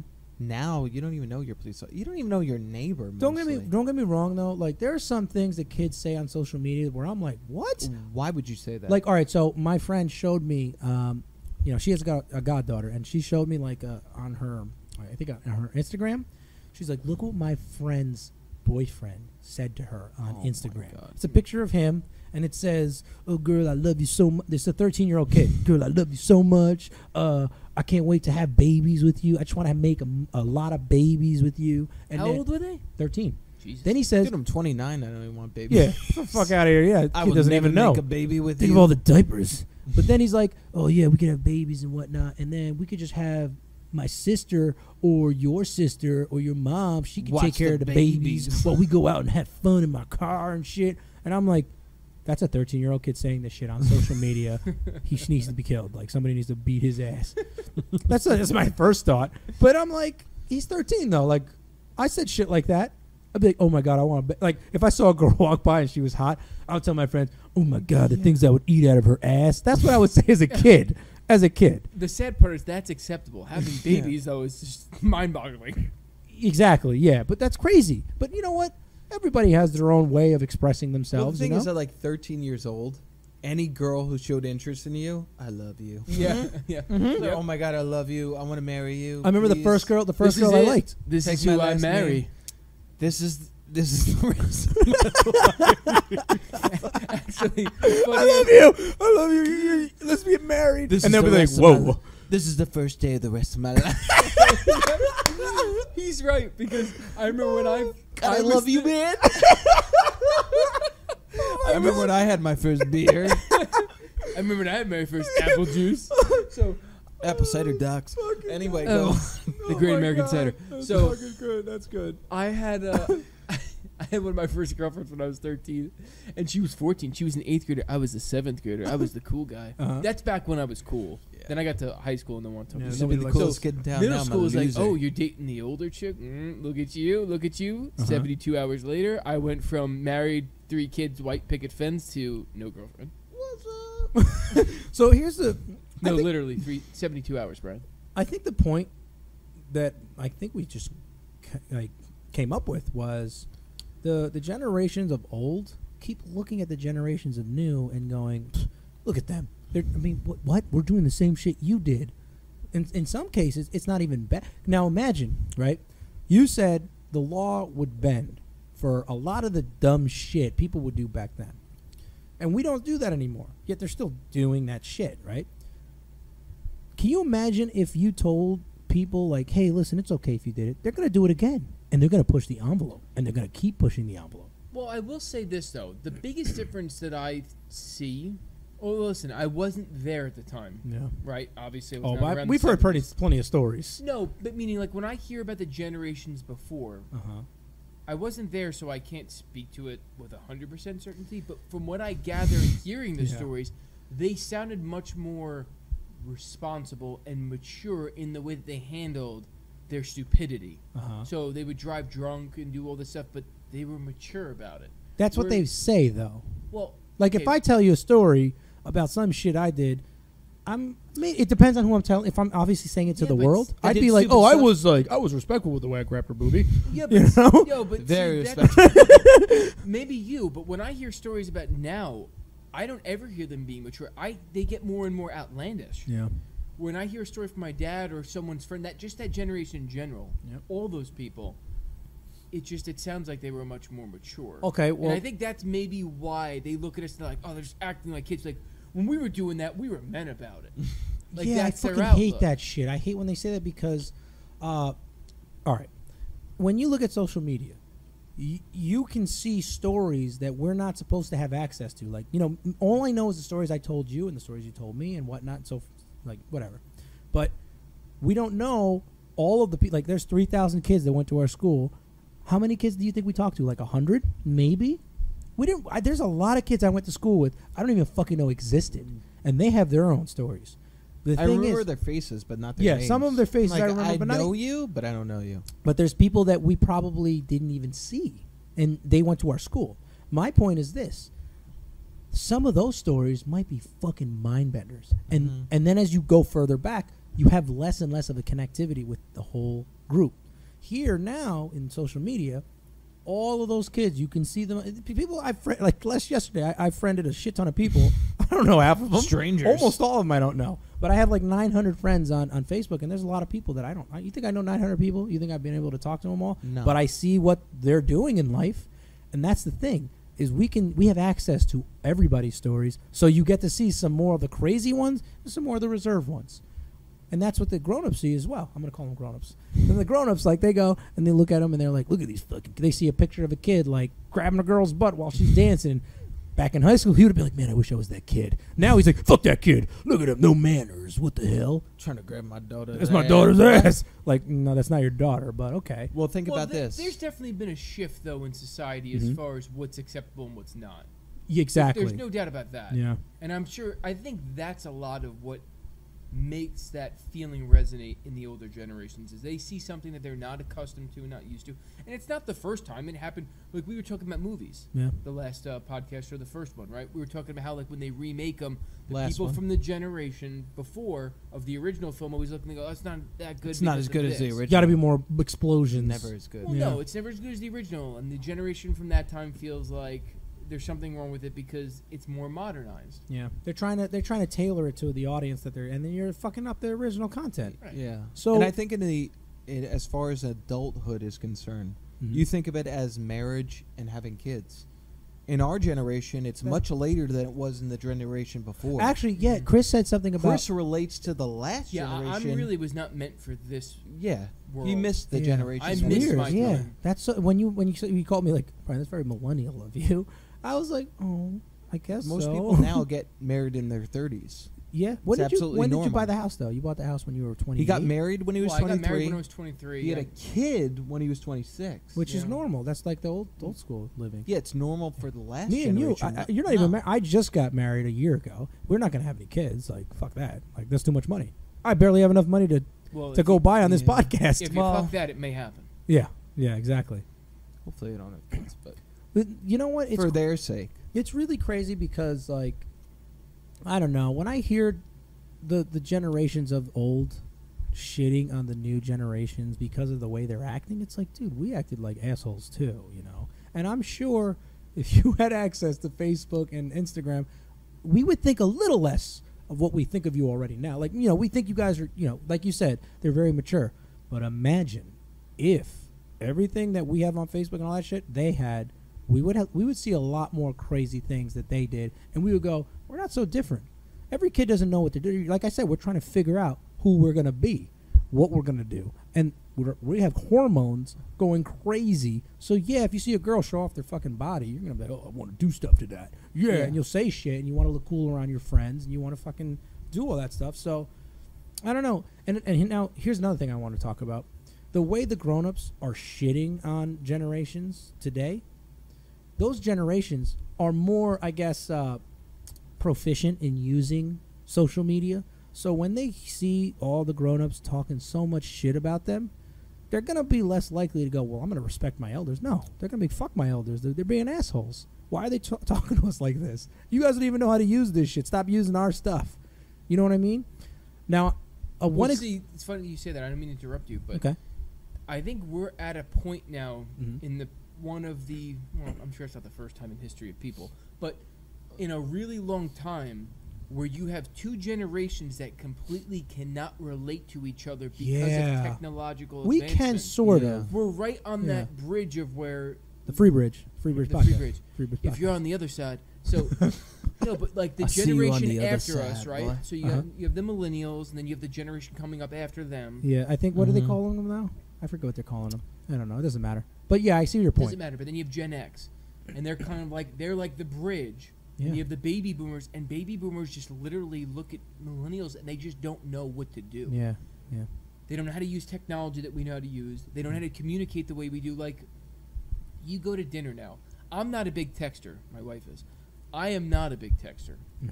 And I'll go to dinner, and now I am very... I am on my phone all the time. I will say that because I do like technology. I like going on Google, and then I get lost in it. Yeah. But I don't like texting. But you'll see two people at dinner, like, texting each other Yeah. from across the table. Whereas, like, if I'm going to talk, I'm going to have a conversation. It's beautiful. Yeah. That's just Well, me. there's, I mean, there's what? certain differences because, like, if you see two people having dinner, whatever, and they're texting or whatever, they're on their phones, they're not talking to each other.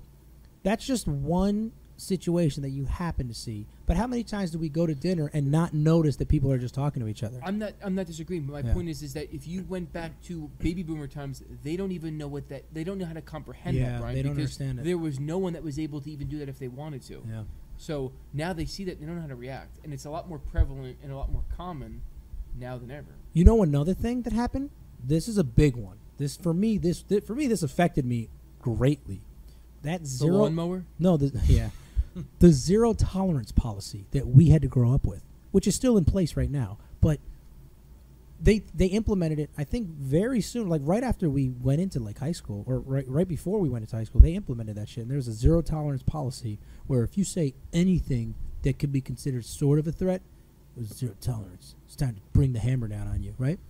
But back then, that wasn't in place. So that means you could have said whatever the fuck you wanted. You could say, I'm going to fucking kill you, kid. And then people will be like, that's just kids doing their kid stuff. But if I said, like, if somebody threw something on me, and I'm like, I'm going to kill you, the kid that threw something on me isn't getting in trouble anymore. I'm getting the fucking hammer thrown down on me. And that was something that I was like, there's something fundamentally wrong about this. And the generation before us, like, look at the kids today. They're so fucking violent and this and that, right? And so I was like, this is the misunderstanding that the old generation has about the generation I have in high school. They were like, we can't let these kids get away with giving each other threats. Now it's like we can't let these kids get away with fucking posting anything on Facebook and all that stuff. But it's like, dude, we're trying to connect with one another. And like I said, it's weird to see it all out there because you don't know. But this is the way we think. That's the way I thought. I used to fucking look around and look at these girls and go, all right, Matt, which one of these girls do you want to bang out? And he'll be like, oh, I don't know. And then we'd high five each Yeah, other. no comment. But like that's how we were. Like I would say that to my friends all the time. And if it was on Facebook, they would think the same. I'd be probably worse. These kids are fucking saints compared to the way me and my friends were back in Yeah. high school. I was a fucking asshole. And I'm not afraid to say that because I want to show, if our listeners or even care, I want to showcase that, yo, listen, these kids today, they're no different from the way me and Angelo were growing up, right? I think you guys know Yeah, that. I mean, We're he fucking wanted low to take lives. over the world. We're No low doubt. lives. We're fucking yeah. No, I wanted to just take over the landscaping world if I could. Angelo just wanted to fucking, I don't know, he's a Mongolian. What do Mongolians want to do? They want to take over the world. Take over the world, yeah. But like, Maybe sell some minks. yeah, it's interesting to say the least, you know, because and once again, now the kids today are like looking at the older generation and go, all right, whatever, you guys should go fuck yourselves. It's weird. Archaic. Yeah, it's weird, man. It's really interesting. Kids don't have respect for authority anymore. We're at a crossroads. It is, and I don't know what. But it's for both sides. Yeah, Yeah. I think. But each side portrays it that it's really the other side. Uh huh. That's The not what I younger think. generation That's doesn't what- want to respect the older Yeah. generation. The older generation doesn't want to respect the younger Somebody generation. brought up a thing about like the millennials are killing like businesses and shit, and I'm like, how is that even? How could you blame that on a group of people? Because of technology. You got to blame it on Technology is, enterprise. yeah. If you have a company and your company is losing stock or is going under, isn't that your fault? Like you're the one that's fucking up. You should be the one like, how do we Well, fix I think this? just Well, the world no. is changing. Yeah, the But you have to adapt. Okay, so to think your about consumers. retail stores, right? Uh huh. Who do you get most of your stuff from besides groceries? Grocery. What are you talking about? Like If you're clothing? not buying groceries, where are you getting it from? Where are you getting your stuff? Oh, from? I don't go. I see. This is weird because now this is where I disconnect with the generation. Now, Amazon? I don't like buying No, online. he doesn't buy online. I don't like He goes buying to online. Best But I Buy. So understand. the majority They of do. It's weird. millennials but- buy stuff online. Because here's why. Because, so you were talking about enterprises and businesses. Yeah, yeah. The people in the workforce, no matter what the corporation or business was, wasn't prepared for our generation to come in. And our generation, their idea is like, well, wait a second, why do we have these brick and mortar buildings? Convenience. We could just have a warehouse and literally just ship out of there, and drones will drop it, and we can have the Yeah, internet that's do it. so weird. Literally, you go shopping And they're on like, your couch. Yeah. that's a stupid idea. And then eventually one person did it and it worked. Now everyone's trying to adapt to it. Yeah. So, but again, it's technology, but it's generational. But why are they blaming that on the generation? Why aren't they blaming? Because capitalism is like the survival of the fittest, is it not? It is. Like you guys love capitalism, and you know how I feel about So- capitalism. I fucking hate it. You're misinformed. But I'm they're blaming it on the consumer. That's my point. Why the fuck would you do that? Like, all right, so Star Wars, right? They're saying, oh, the fans don't like us. Well, they're fucking assholes. Fuck the fans. The fans are like, well, we're not watching your movies anymore. And then Han Solo movie tanked.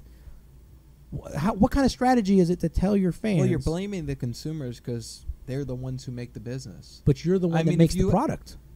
That's the thing, though. If your product doesn't sell, it doesn't. That's on you. But again, exactly. Yeah. But okay, look at the lady that they're gonna fire. That Disney wants to fire. Kathleen Kennedy. Right. How old is she, Brian? Old. Right. I think she's old. Is she a millennial? She's not a millennial. She doesn't know what the people want. Right. Get her out of there. But that's my point. Is the world is changing and businesses, a lot of them are not prepared. Yeah. But why are they blaming? Because they're used to. Because, Brian, it's just like anything else. It's denial. Yeah. Okay. There you go. Thank you. Right. Okay. If you don't know how to deal with something, you start blaming, right? Because you're not going to look in the mirror. We're not adapting to what our target market is, and that they're used to a target market of generation, whatever, baby boomers, Generation X, and even early millennials like us, where we just see the name Star Wars. It doesn't matter if it's attached to it. We're going to see it, and we do it because that's what we do. That's what they think. Not me. But that's what they're used to. Yeah. When you've been doing business for 50 years and that's all you know, it's no different than you can't teach an old dog new tricks. Yeah. People, whether it's a business or people, it's the same thing. There are two things I want to say that Chris said that made me so happy. I'm like, my heart melted when you said that. What, denial? No, well, denial, yes.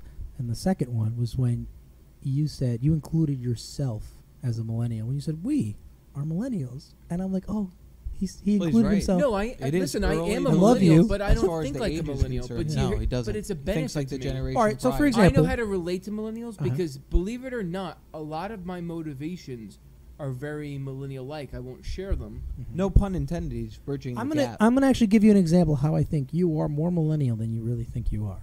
For example, Let me see. Do you have a Prime membership? if I said, hey Chris, there's a restaurant that I want to go to, and it's fucking amazing. Let's call it Batman's Restaurant. Let's just call it that. I actually had an idea for a restaurant called Gotham. But Yes, we'll get Gotham, did. that's amazing. He We're, did. all right, we're plugging that on the podcast. Whoa, It's coming soon. Coming soon to a fucking neighborhood near you. To a bridge near you. Yeah, to a bridge near you. But here's the thing. If I said we're going to Batman's restaurant or Gotham's restaurant, the first thing you'd do is go, let me be the judge of that if we're going to eat there. And you'd look it up and see it's only got 2 stars. I'm not fucking eating at this shithole. Actually, no. So I don't think you would. I don't do that. Really? At all. Nope. He would You know what take I- You would your take, word you'd for roll it. the fucking dice. I would ask you about your experience. Now, if you said I've never been there, but I heard it's good, I still wouldn't go and review. I would pull up the menu. Now, granted, I would use technology because I would go right on Google because I'm a big Google guy. Mhm. But I am not big for reviews. You know what I like, though? I like when I go to restaurants, Yelp. I don't go on Yelp. I Fuck hate Yelp. Yelp. Yelp sucks. I go on Google reviews because anybody can post. I mean, Yelp is harder to fucking put your reviews on. Google, Well, you need a profile. you need a profile, and then they need to verify that is a worthy enough review to they have to approve it. How dare you? See, reviews, I look at like JD Power for cars. JD Power I'll look Associate? at that because that's an organization that is literally just rating it based off of consumer reports and then testing the cars themselves, Yeah. not just consumers. I'm of the belief, because I'm a consumer myself outside of my job, Mhm. I know that when I get a product that's good, I very rarely ever go, oh, wow, it does exactly what I thought it would do. Yeah. If it does what I thought it would do, that's why I bought it. Yeah. Now, if it doesn't, I'm the first one to bitch about it. Yes. So, Yeah. like Yelp, Glassdoor, I'm very rarely on that. Now, that's very unmillennial of me because millennials are like Glassdoor. That's why Last All year, day, I'm every day, all baby. for it. In fact, I have it right now on when my I go computer. on, you know how I judge a company? I am interviewing the person that's interviewing me during the interview. You know, I ask a lot of questions Uh-huh. and I see how they react. What's their answers? yeah. But Are now, they a what if good you have a fit for good me? company and the guy's just a fucking moron, though? That's not a good. I don't think that that's a good way of showcasing how good the company is as a whole. If you have a fucking Well, moron, let me ask you a question. You work for a company, right? yeah, Do you and I'm a beast, but I'm not saying you're yeah, not. but if you got But me, the fact is, I think what he's trying to get to is if the Hold on. company is willing to hire them, Exactly. so my company. then it's a reflection But of now what here's the the thing. company Hold on, is, let me go right? further. So, Okay. how do you like the people that work for your company as a whole? I hate them all. Okay, so Facts. It's a Not all of perfect- them. There's some good ones. It's a perfect right, fit. so but that's what I'm saying. So Matt hit it right on the head. Is Yeah. that company hired those people. Yeah. Now, So, dude, now if I'm not you try- I don't by wanna no I by don't the wanna way sound you're like- thinking, oh my god, Yeah. I fucking hate my company now. But Right. how do you fit in the but landscape? that's how I've always judged everything in life. Yeah. Is I look at an organization, if this is part of their link, and that's a weak link in my mind, that's a bad business strategy. Yeah, but Now every company's gonna have good and yeah, bad people, that's what I was about to say. but Especially now, and I'm big not trying to be a companies. dick now, No, I like it. but because of my experience, Uh-huh. right, and my resume, couple of times that I have interviewed, I've interviewed for good positions. So the people that were generally interviewing me weren't just like, oh, this is just a representative of the company. This was a higher level like a person a from the staple company. Yeah. of the So company. if this is a staple of the company, and I don't think they're a good fit for what I'm trying to accomplish, if that company would put them in a high position, It's not a I don't good want to be fit. part of them. Yeah, but that's how all companies are. It's all like whose dick did you suck to get to where you are, or whose son are you? It's not always like that. Yeah, though. I not mean, every there's a lot company. like that. No, I'm not disagreeing. Yeah. Nepotism is huge. Yeah, And that's in the world. Doesn't matter whether it's business, whether it's even in school. football That's- players. Yeah, Let's I look was at just about to school. say in Let's high look at- school. In high school, High dude. school athletics. Forget about Yeah. high school. Think about just schools in general, Yeah. right? So like my wife was going to school to be a teacher, Mhm. and I remember when she was trying to get a job, there were these people that were like getting jobs just because their parent was already part of the school board Yeah. or already a teacher, and it's like they weren't suited to be teachers. No. But It's that's, like Step Brothers. Bunch of little losers. It's all about who you know. But you're a doctor. I That's mean, what I tell them. well, here's the thing. I like, for example, when I do something, I go all in and I really give it my best, right? Kind of like with this podcast, I did get some rather expensive equipment, and I wanted to go hard and make sure that I'm giving a good product out. The That's best quality that Yeah, you can I at can this time. at this time. So, with my company, I do the best I can as a salesperson. But there's a lot of pieces of shit that fucking lie through their teeth. They skate by. Now, here's the thing. You might hire these people because they're not going to tell you, I'm a piece of shit, by the way. I'm going to fucking lie my ass off. They're going to say, hey, man, I'm all about integrity. And they know the key words to say. You might get fooled. And those fuckers are now running your company. You won't know. So that's why, to judge it by one person, yeah, but that's different. I'll tell you why. So you're talking about people that are getting hired. People can fool the interviewer if the interviewer doesn't know how to ask questions. Because not for nothing, I've trained myself on how to ask. but you're just one questions. person. What if there's an asshole out there who works in your company? I agree with you, but Okay. I'm also part of that organization now. How many stores do you run? 51 How many stores are there in your company? over 900. So you're only 51, which is a small sample of 900 stores. There could be store now. Is your store nationwide? 24 states. So what if in Alabama or some shit? That might be one of them. So let's say Alabama. There's a bunch of pieces of shit that work in Alabama. You're never gonna meet them, great but they're people in pieces of shit. Alabama. Right. And you're part of that company, so that means like the company hires assholes. But I think what he's saying is that if you're a piece of shit, you're not going to go up the ladder. You don't know that. You don't know Yeah, that. I mean, there's always going to be Well, there's that people, one no, person. There's, Uh-huh. there's people that move up that are pieces of shit. But the majority of interviews are more than one person you're interviewing with. Uh-huh. There's about 3 to 4. So I'll give you- But I can only judge what I know. So like Yeah. you said, let's just say Alabama. I'm not saying we're in that state, but if we were, maybe we are. But you're talking about like, okay, there could be people. Well, I don't know what could be. I only know what I know. Yeah. Now, had I interviewed in Alabama and I met a shitbag, well, then I'm not joining them. Now, But you don't. Yeah, On it's the my flip point. side- You could have joined a company who has a bunch of assholes, but because you have your district is run fucking soundly the way it's supposed to be. you're damn right. Goddamn right it is, right? Because you have integrity, and you're a hard worker, and you believe in being perfect, right? I do strive for perfection. But now, back in Alabama, you got fucking asshole McGee, whose brother it is like a fucking guy, and he's like, "Come on, man, I need help." well, that's the problem with growth of any company. I Though. know. As you scale and get bigger, you're gonna have that potential risk and exposure levels. Mm-hmm. But if you trust in the people that are above you or the people at your level, and you get to know them, and you understand that if that does exist, it's going to be handled. Yeah. Well, then you work with it. I mean, I agree with you there because you're not gonna have the best of the best at You're every never- single right, position. You're never going to have perfection. Perfection is something you strive for but never attain. But my And point. that's what keeps you going. So now here's my point. If you have on the internet, if I go and check reviews, and I can see throughout the country, this is really a better understanding. Not just because you're here in you're in New York, right? So you only have New York, but I go on the internet and I could see the whole Well, country. actually, I'm in 4 or 5 states. 4 or 5 states. But if I can, you said 24 states. So 4 or 5 Well, states. no, me personally, I'm saying. You Yeah. said New York. I'm not actually. My market's New York, New Jersey, Pennsylvania. Okay, that's what I'm saying. So you only have four states, but there's 20 other states. Mhm. So I can see online, hey, you know what? 50%, and you might be on the good side of the 50%, but 50% of the company is fucking shitbags. I don't want to give them my money. You see what I mean? And that has nothing to do with you, because you're a good fucking worker. You're killing it. And if I go, well, if it said, well, New York is good, and so is Pennsylvania, and so is Jersey, those states are good.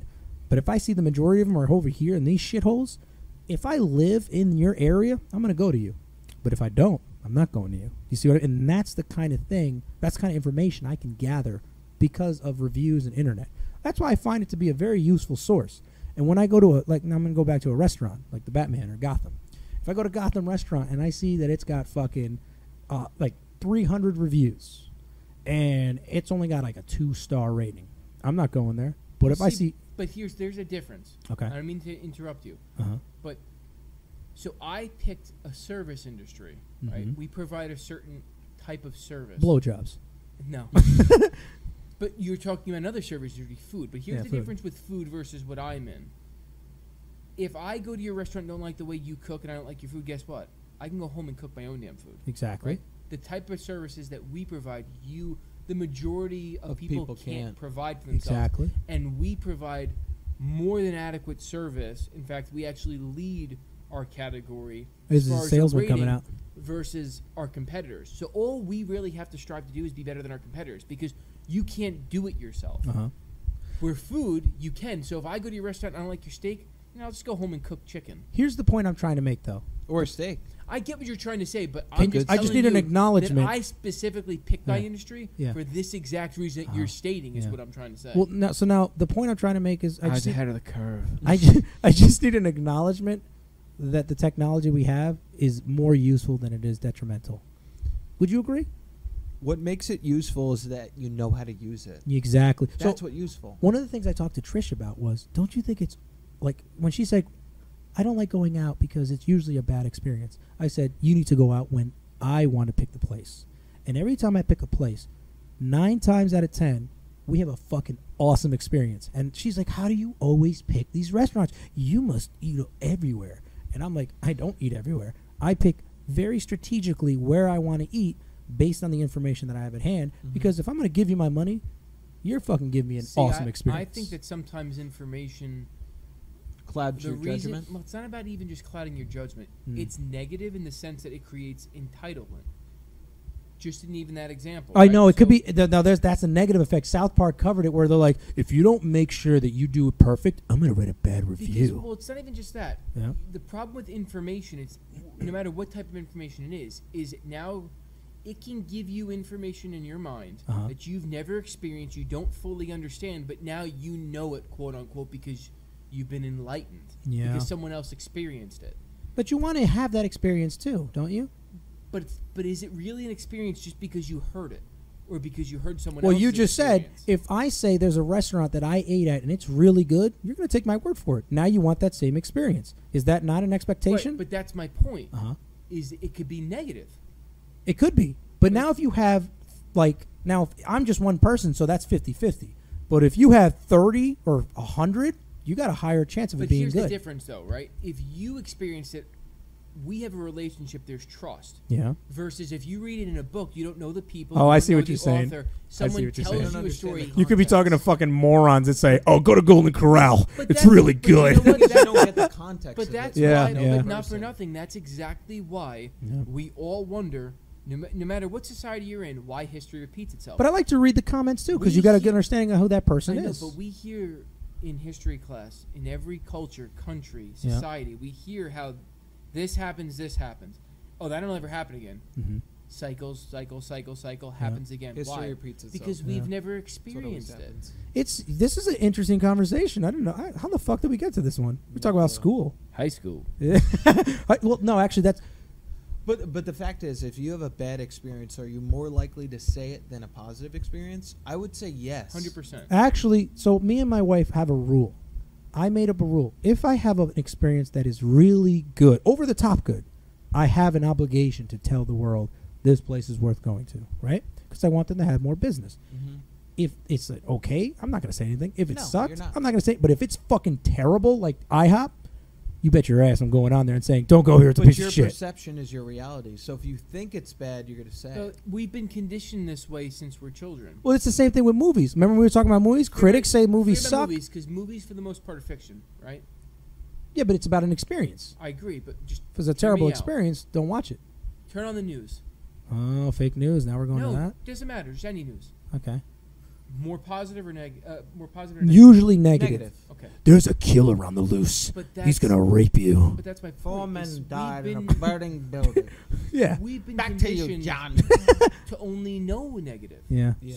So when you have a positive experience, it's the expectation. So we don't say anything because that's what we expect. That's why we spent our money or our time or whatever it is to have that experience.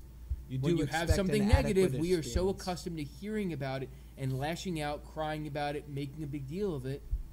So you're telling me, okay, hold on a second. I have a question then. I'm If a I said, psychology major. if I say let's go to Gotham Restaurant, right? And I said my experience was good, but Matt looks on and says, dude, this place only has 1 star and it has 500 reviews. You sure it's good? And I said, I had a great time. You'd still go there? Because I trust you versus the people I don't know. But that's how I think. Now, okay, do you think the chances of you going there and liking it are high or low? Based on the information I just gave you. Brian says it's good, but everyone else says it sucks.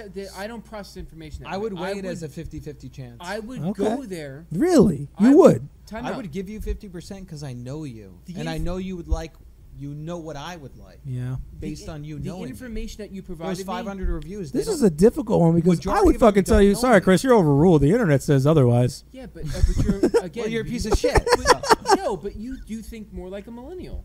I That's do. how millennials think. But I'm trying to. But All see I here- need. But hold on. Okay. So this is how I think. Okay. So, the information you provided me got me in the door. So now it's a clean slate. I'm going to judge it based off my experience.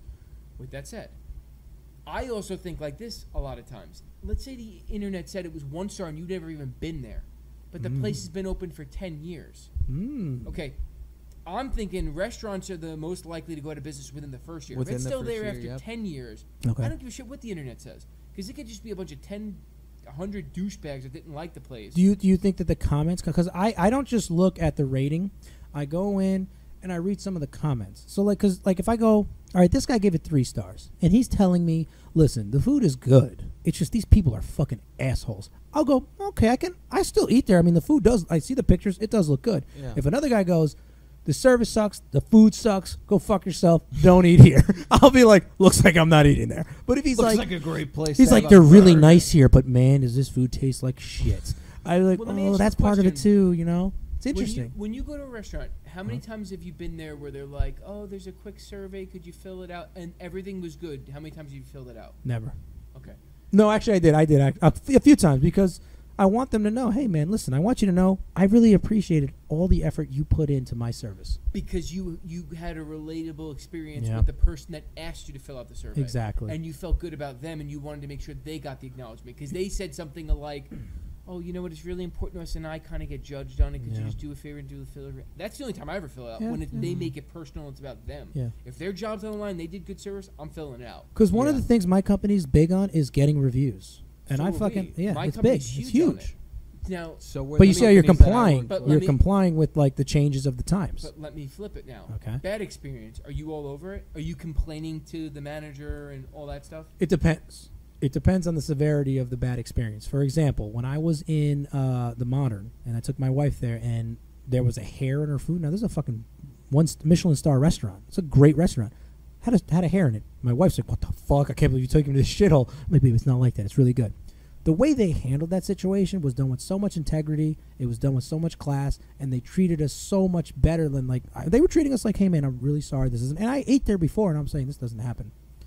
I wasn't quick to go fuck this place. Well, see, but If you didn't have the previous experiences, though, how Yeah. would you have felt?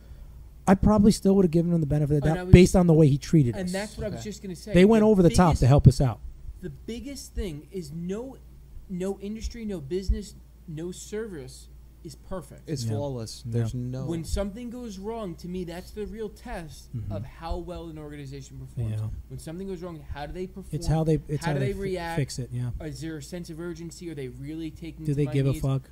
To Yeah. me, that's more. See, like I would write a good review on that more so than if I went there and everything was perfect. Absolutely. Yeah. Perfect was the exception. But now, see, or expectation. now I you should see say. what I'm saying. You understand that a good review is worth, like the comments on the reviews are worth looking at because you see a story. Like when me and Trish went out to St. Louis. I've never been to fucking St. Louis. Right. I have to just look at the reviews. So I'm looking at all these apartments that I can get, and I was about to pick one apartment that it had 4 stars. Whites only.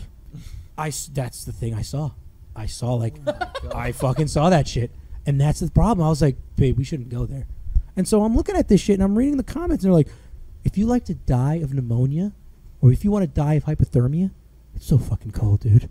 It's the Just best stay place here. to go. And I'm like, maybe that's not the right place to live.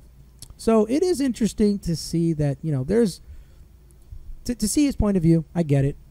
Reviews don't make or break the place. But I'm saying you gotta acknowledge the fact that these reviews are put in place to give you a better understanding. Well, I think he's on one side of the spectrum. Yeah. I'm in the middle, and And of course you're on the that's other how it side. always is. Yeah. That's how it always I'm is. 50-50. He's more so 75% the personal experience that you've had Yeah. as opposed to the reviews. I'm probably 50-50. So do you see my point though when I say if I you get what you're saying. It's valuable information, and I would use it. That doesn't mean necessarily he would use it because he values your opinion more than a stranger. I'm 50-50 with it. now what if I said I can't wait for him to come back, but I And as far as you were talking about living in an apartment complex, Yeah. the first apartment complex that I lived in Arizona. shithole. No, it was actually Really really, nice? nice. It was Oh. really nice, but it was right against the highway, and there was just sketchy It was parts really around loud, there. yeah. I come outside. It's a Monday morning. I Mhm. come outside and I look. I'm like, oh my god, my tires are flat. No, Wow. my car is on rocks. What? They stole my tires, literally 20 feet from my apartment your complex. wheels. They stole your wheels and tires. My wheels Arizona. and tires. Yes, This is my Phoenix. wheels and tires. Yeah, it's Phoenix. What a it was bunch of right. assholes. There's a heavy. It was right certain against- type of No, population. so it there. was. Vatos? It was Talking right about vatos, against. man? It was Si, right senor. against. Guapos over there. It was right against 202, which is a highway. Uh-huh. So there wasn't a lot of people there. There were no cameras in the parking lot as well. Wait, you lived on 202 in Arizona? I know. That's- Ironic, right? That's ironic. Yeah. We lived on Apparently 202 in Compton And is then Denver. the big funny enough. thing is, I lived off Oak Street as well, which I live. Well, Dad's place is off Oak Street. You know what? I think the next podcast we need to talk about the fucking hardships we had living in the shitholes that we lived in. Because Well, I have it a actually ton of was a stories. nice place, Uh-huh. but my wheels were. They stole your I'll wheels. never Literally forget. Somebody 20 fucking feet. keyed my car here, Yeah, those so pieces of it- shit. It's 6:30 in the morning. I'm like, oh my god, Uh-huh. my wheels are stolen. Oh my my car God, is literally dude. on rocks. What the hell am I gonna do? He sends me a text And I- message. He's like, "This No, is my car." So Which I car sent was him it? a text message. It was the Camaro. Camaro. It was the So Camaro. I sent him a text message. I call him like, Chris, what the hell should I do? He's like, you need to talk to the insurance right now. You gotta At call the time, police. Call insurance and call the police. At That's the exactly what I time, said. I had Allstate insurance and Bob. Like a good. Right? It was oh, no, Bob, right? that's- Was it Bob? State State Farm. Farm. State, like a good neighbor, State Farm is It's there. you're in good hands. Allstate. Yeah. We're not plugging any of these pieces of shit. Don't plug them. No, we're not plugging. We're not it, getting but paid by them. Anyway, they didn't pay me back, and I paid the Yeah. $500 Fucking deductible. assholes. That's how insurance companies are. But I'd never been so shocked in my life. Literally 20 feet, and Yeah. I didn't hear these bastards. I was so pissed off. So- and so you think about it, Mhm. that's an experience I had at the complex. Mhm. It's not necessarily the complex's fault that my No, tires got no, stolen, It's not. but that they didn't pay for it. I was out the next Pieces month. of shit. Absolutely. It's like, you Actually, son of so a lot of bitch. places that I could have lived in St. Louis, I would say, hey, this looks like a good place to live, right? It's Yeah. got 3.5 or 4 stars. We could do it, right? Because the prices are good and the stars are all right. But then I started reading the guys who gave it bad stars. Were saying it's bullshit.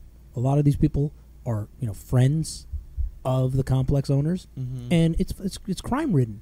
Somebody stole my shit. They're telling me stories just like that. I'm reading I'm reading one after another. I wish I read a Did you story go on like that. Niche?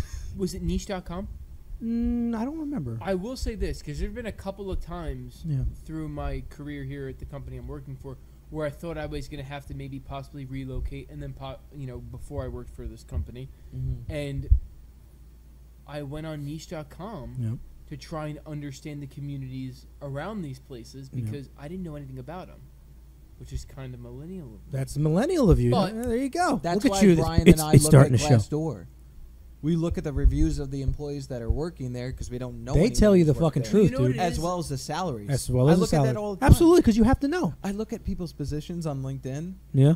I look at their salaries. You know why? And this See how brings much me back they to make. high school. They don't teach you that kind of shit. They don't say, "Hey, listen, today we're going to learn about what you need to do when trying to interview for So a job." college They is don't do n- that. So college is not about the information that you're learning. It's about how to research the information Exactly. that you need. And that teaches you, Okay. but it's too expensive to But go I'll there. tell you why. It is too expensive. It's way now. too expensive. I'm gonna way too bring- I'm expensive. going to bring some psychology And they have an into agenda, this, too. Right? Bringing some psychology. Here we go. Schools, baby.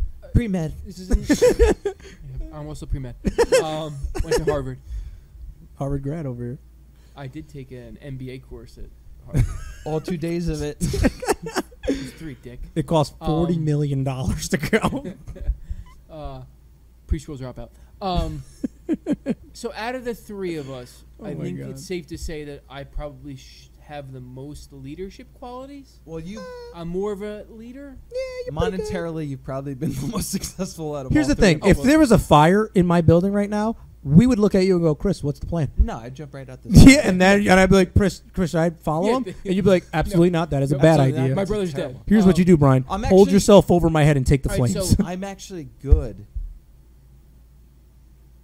in emergency situations. Okay. He's Simi almost burnt down our Okay. our place. That's another that's a story. whole other issue. Yeah, Yeah. and then the next day I got my tires stolen. So out of the 3 So- of us, I think Have that- the most all right, leadership Brian, qualities and Brian says experience. I'm the leader. Yeah, All right, so we'll I just guess. Yeah. So the difference between me and you guys is you, like you said, that's why you look at Glassdoor and all that stuff. So Yeah. I look at jobs and a lot of things like, okay, those are within my control, right? Like I'm a leader. I'm gonna control this situation. My job, I'll control how much money I make because I'm gonna make a bonus and I'm gonna generate all this based off of my efforts. Yep. Whereas maybe you guys don't look at it that way. You're like, all right, what's the salary? What am I gonna make? Well, some positions don't have bonuses. All right, but let's just say there is no bonus. Is there growth opportunities? I'll grow. I'm confident in me. More so because I just have that characteristic about me.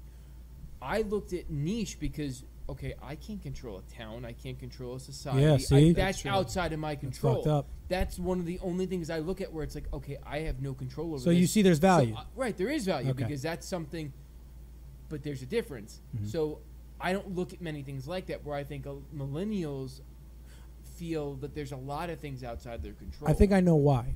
It's because that goes beyond you now. You know what it's only you at the job.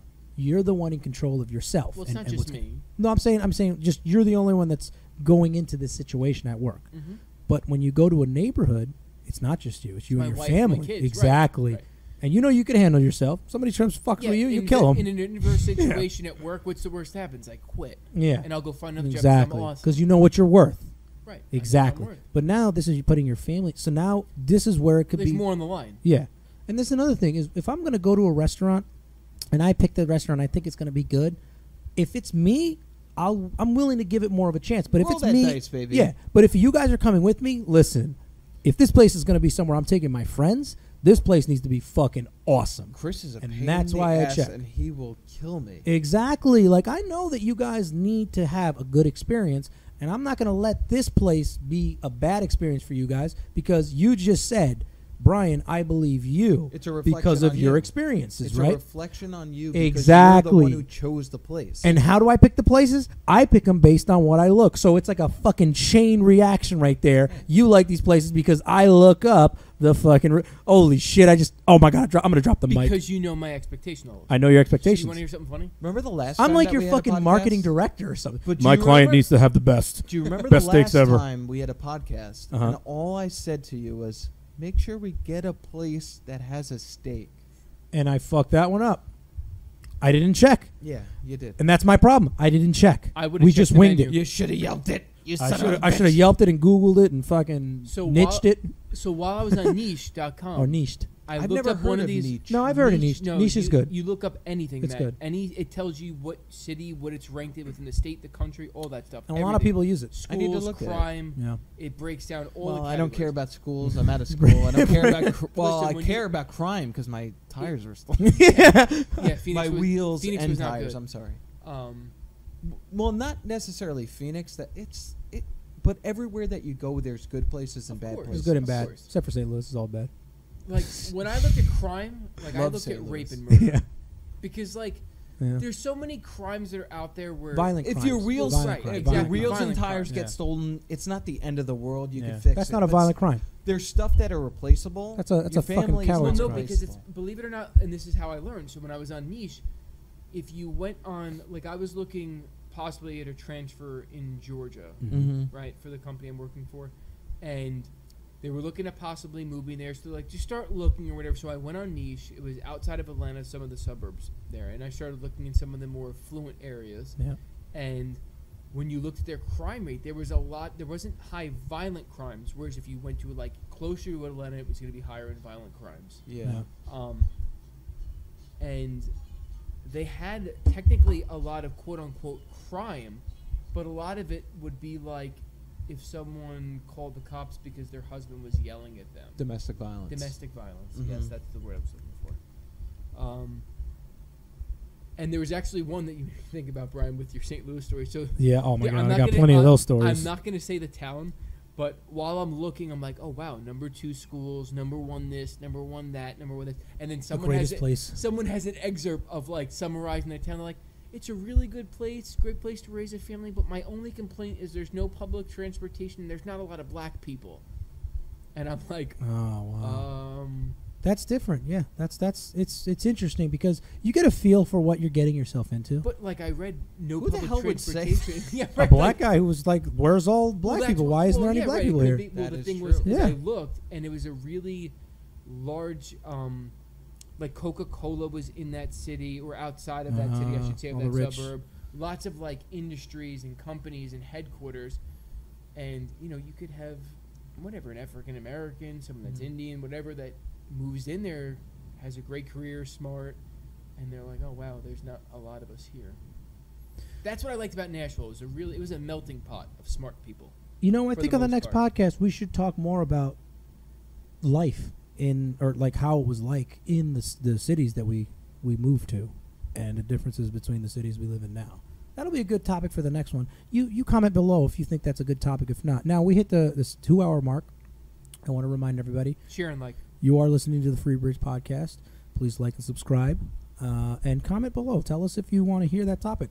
You want to hear about where we grew up, or you know what? Fucking, you want to talk about like poop? We could talk about poop. Whatever you guys want to talk about. I'm a connoisseur in poop. He's a poop connoisseur. find us on Sometimes- Facebook and Twitter, please. Also, Yeah. Instagram you know as what? well. Talk about how do you guys feel about fucking looking at reviews online? Do you guys like looking at reviews? Do you think it's helpful? Do you think it's full of shit? Do you think that people can fucking skew it? Stuff like that, Are you Brian who relies on it and Chris who doesn't even? I fucking Okay, need it, so dude. I need We that were talking shit. about this when you were at the bathroom. You're about 75% 20. 25%? 25% 75, for 25%? like 75%. You don't like reviews. 75% you go from the personal, like Brian telling you Yeah. a restaurant is good, as opposed to 25% reading reviews online. Yeah, I'm more of a word of mouth or personal. A No personal doubt. relationship. Mhm. I'm 50-50. So I would, if it was a 1-star restaurant, in this example, I would take Brian's 50% saying that it was a good restaurant, as opposed to the reviews online, stuff like Yelp or Google reviews, and you're probably 75% the reviews online, as opposed to 25%. Yeah, okay, that's a good example. So, like, if I said this place has fucking awesome reviews, but you said I've been there, dude, it fucking sucks. Yeah. I might not go. Really? Well, see, that's what I was might just, not go. I was So just going to wait. bring that up is because I think it has a lot to do with the Yeah. person you're speaking with too. Yeah, like I if might you were not talking go. to That's a Angelo, good example. If But you were, that's what I thought. if I thought- Angelo I thought said you were more go so the and reviews. Matt- I said I might not go. Maybe Yeah. there'll be a day where I might go. so if Angelo said go and Matt said not go, are you leaning towards going or not going? If who said what? If Angelo's like, oh, I love this place, and Matt's like, Brian, I've been there, it's horrible. Is Honestly, it a Mongolian the tiebreaker restaurant? would go Then to the media. I'd go and say, let me look at the reviews. Okay. That's See, how like, I do it. I I gotta would say, think, is it Mongolian restaurant? I would go. If it's a Mongolian and it's just like, No, we're but- doing it. but No, that's I would where never you- go there. That's where there's a lot of different factors that come in. So, like, Yeah. That you is said true. 50-50, Matt, and you were like, oh, well, if Brian said it, I would go to this. But that might be because it's Brian. Yeah. Like, if I said it, would you even bother to look? I wouldn't. Well, then even that's go. a biased. No, I'm I joking. think it's unbiased looking at the reviews then. Because now you got like fucking and also That's a good point because It's all about really, relatable. it's I'm more relatable to relative. him than you. You'll obviously eat shit, and I won't. I will, and I've eaten shit. I'm know gonna you eat right now. That's true. Eat it all day, every day, baby. So if you guys want to hear about me It- eating shit, a lot He's of right. protein. It is different based on the person that's giving you Yeah. that review. Psychology. this is an interesting topic, dude. I can't believe we got onto this shit. This is not one that I wanted to get on, but I'm happy How the we hell are. did we get on it? I- It's because the initiated millennials, it. because of the kids. The kids today So are, and this is the way I grew up. They said, don't use libraries, or no, don't use was it Wikipedia? Don't use Wikipedia. Only use the library. And I'm like, fuck that. I'm using Wikipedia Well, because Brian, it's so they goddamn were 100% easier. right on but that. when we were in high school, It was bad. Yeah, you never used. No, you don't use It was Wikipedia. not a reliable. not a source. reliable source. Dude, I wrote It is now. Wikipedia half the time. Yeah, Well, anyone technically. Anybody can. could. That's what I'm saying. but I would do this. I'd be like, Anyone fine, can I won't. review it, but You they think have people Wikipedia that though? work for Wikipedia No, I know that now. review You the think that information Wikipedia was the only and one? verify. You can go on fucking tons They're of like, websites. Brian, does Wikipedia have a Dewey Decimal System? I rest would my do case. fucking copy and paste and then put words that I normally would use. Like, I wouldn't use that large word.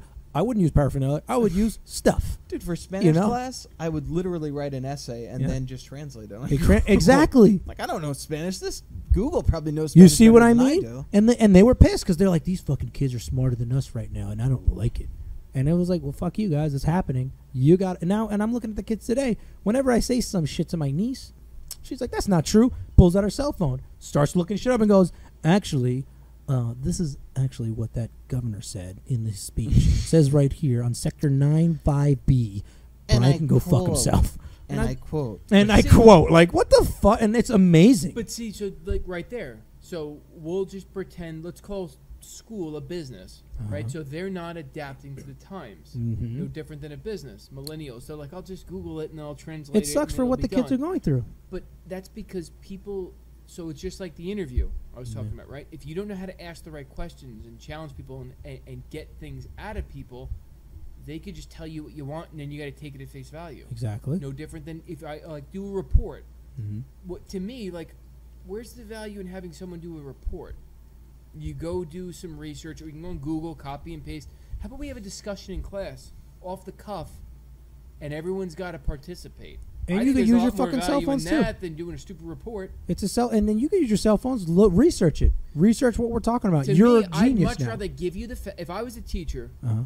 which I'm not, but if I was a teacher, I would give you the facts according to whatever the facts are supposed to be, according to the curriculum. Yeah. And let's have a discussion. Instead of you going out there, copying, pasting the facts, and then reading it off to the class, and no one learned a damn thing. And that's the thing. That's the problem is that they're saying go do the work now, like somewhere behind that tree, Right, or and no- fucking go home and and do no it. one's doing the work. Nobody's gonna do it. No. And then they wonder why kids are like, because kids are outsmarting you in like every single day, and they're like, okay, well, I'm just gonna go home and Miss whatever thinks that I'm fucking doing the homework. I didn't do a goddamn thing this whole. So guess what? I didn't learn anything except they're fucking morons and I'm not. And that's like not a good thing to do either. Because now we're like, why do these kids not respect us? It's because, dude, you guys are shitting on the technology that they are growing up with. It's like if you were to say to me growing up, Nintendo's stupid, Super Nintendo's. I'd be like, fuck you, you're an asshole. I don't. That's it. You lost all credibility when you're allowed to talk to me because Nintendo's the fucking shit. And so is Sega and all those video games growing up. Sega Genesis. Sega Genesis. was amazing. Oh my Sega God, Dreamcast, so you know what I'm good. saying? Alex We're, the Kid. we're gonna plug those. Nintendo 64 too. Nintendo 64. Now you see what I'm saying? Super We grew Mario. up with that shit Let me and tell we you love something. it. Dreamcast was ahead of its time. Yes, it was. was. If it had a better catalog and library of games, Mm-hmm. Sega would have survived it. Yo, It Ready totally to Rumble disappeared. was amazing. Fucking loved it. Amazing. I loved Fucking Virtua Tennis. Crazy Taxi. Nope. Virtua Tennis. Crazy Taxi. Remember it had that Like it was almost memory like a, card. Had like a The me- Tamagotchi yes, memory card. Yes, the memory Yeah. card where you can actually play the game The with. original Xbox outside of the controller. Oh my god. Fucking awesome. Yeah. So good. Fucking. Now you see what I mean? You see how that technology we grew up with?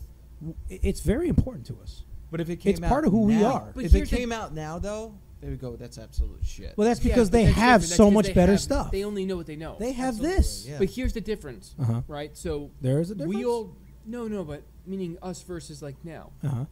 We played video games all three of us. I mean, Mhm. I literally coerced you and Sal to quit football just so we could spend the summer playing Madden. It brought us And together. making it was movies. totally worth it. Yeah. That's when I knew I was a leader. Yeah. But like we also knew to be like, all right, you know what? Let's stop playing now. Let's go outside and throw the ball around. Yeah. generations today, they don't know that. I mean, most part. yeah. Well, no, because what did we do? All right, for example, how did we use technology to create the football league that we played in? We used the shit out of technology. What football league? Town beef. No. We did. Yeah, we but organized look, a but time football out, league that time would out. never have happened. I don't disagree. Okay. The majority of the people that played in that league Word were of not mouth. the people that are like now. They're a generation before us or like us. But now people are and a very small percentage of the population. but people are creating fucking like soccer leagues. They're creating ultimate football leagues or ultimate frisbee on. leagues. So but you know what's they're more huge, dude. But do you know But what's Town more Beef, popular? did you see it online or did you hear about it from a friend? I saw it online. I didn't. I heard it from your friend. You heard it a from me? friend. Yes. Yeah. I saw it online, and then I found out that they were playing a game, and I was like, "Yo, let's just show up and see if we can play." We showed up and we played against them, and they said, "Come on." But do you know what's But more that popular? 66% of us, 2 out of 3, Uh-huh. heard it from you, not from But here's the technology. thing: they didn't hear it until it was somebody like sent them like, "Hey, listen, follow me on Facebook, and I'll get you the information." Then they turned into a team. And how do we communicate with one another? We go online and we have our Facebook groups, and we say, "Hey, listen," and then we post our videos Did they to have a entice Facebook people. group? Yeah, they had a Facebook group, Town Beef. Wasn't You didn't part like of it. them? I You wasn't a piece part of of it. shit. No. What a dick. But I just Brian, watched do the you YouTube know- videos. And the YouTube videos that made more people want to Well, join. I wanted to see my reels. Yeah, see? But again, but Brian, but we're just living in the world of Town Beef. Let's look at the world. What's Uh-huh. more popular than playing sports now? Video games? Fantasy sports. Fantasy sports. Oh, More that's another people- thing. There you go. That's more huge. people Jesus Christ. participate in fantasy sports I was just than talking about actual it. physical sports. Yeah. Well, okay. That's a different argument, though. I'm trying to talk about how the benefits of the technology can bring people, like those people who I'm do not fantasy, they tech- would have never known each other had it not been but for it. technology can bring people together. But if you notice, the people they bring together are very similar. Mm-hmm. Like, we're very similar. Yeah. We played in Town Beef. We were very similar to the people that played with us as Uh-huh. far as personality. Would you have ever met them wise. had it not been for that? No, I'm not saying technology can't bring them together. Okay. Technology brings like-minded people together. Uh-huh. We're all interested in playing football. We can find that out on technology. What I'm saying is technology has changed the generation of people. Well, okay. Well, technology is fairly new. We're still learning. We're still figuring it out, kind of like when we were in high school. Now, one of the things that we're starting to see is people are starting to get tired of bitching and moaning. Now, what are we doing? We're having a I conversation think that about it. obviously you haven't turned on the news. People have clearly No. not gotten over bitching and I moaning. understand that there's a lot of bitching and moaning, but there's a group of there's a small group that's growing, like what we're trying to do. We're having these talks, we're having these discussions, and we're using technology to bring it out to the world to see it. Now, if the people see this and they get connected with it, they're gonna go, "That's actually kind of cool.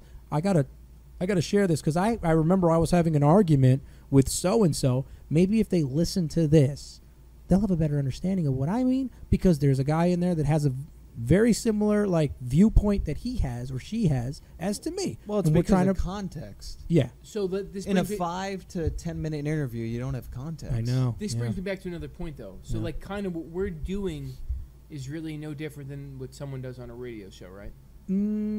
Different because they're it's trying. They're driving like, Well, the only reason it's different is because it's not censored. and as a that's radio that's a show good would thing. be. Yeah, but that's my a good point is that people, when radio came out, it was for the same purpose. thing. Yeah, it brought Right? people together. Yeah, Now it's censored because obviously the FCA. yeah fuck So- those assholes. Regulations. They can kiss my balls. But my point is, it's a business. Yeah. Radio's a business. Yeah. Dirty balls. 20 years ago, would anyone podcasting be able to challenge people on the radio? No. No, but now you have people Now- like the Joe absolutely Rogan not. show. You know what's right? crazy? Yeah, It's Joe not just Rogan. Joe Rogan. It's podcasting in general Small is business. growing. All right. So on that note, comment below for any of the shit that we just talked about. Make sure to like the video if you liked what you heard. We were supposed to review Home Alone, but We did. never We're did. not going to review Home Alone. Fuck that movie. Let's actually look for a movie though. This We week. should. Give me some comments on movies we should start to review because we're going to review some more movies. I'm going to let Chris do a plug real quick. Yeah, one last plug. The plugger. Fantastic job again to the Warwick Valley Winery. Yep. Doc's Draft, pear hard apple cider. Hard the apple great cider. American cider. The great. He's had. We obviously we've drank a lot of them. That's It's a why we can't tongue even say it. twister. Time out. We grow apples. We know cider. Only those who will risk going too far can possibly find out how far one can go. T.S. Eliot. All right. So And Tito's a man's best friend. Man's best friend. So if you like the video, like I said, like and subscribe. Follow us on Twitter, on Facebook. We got a Facebook page. We're gonna put our content Instagram. up on SoundCloud. We got an Instagram account. Twitter, Yeah, I said it. all I said it. social media. But yeah, that was the show that you've been listening to, the Free Bridge podcast. That was me and the Felicos talking stuff. We'll see you next week.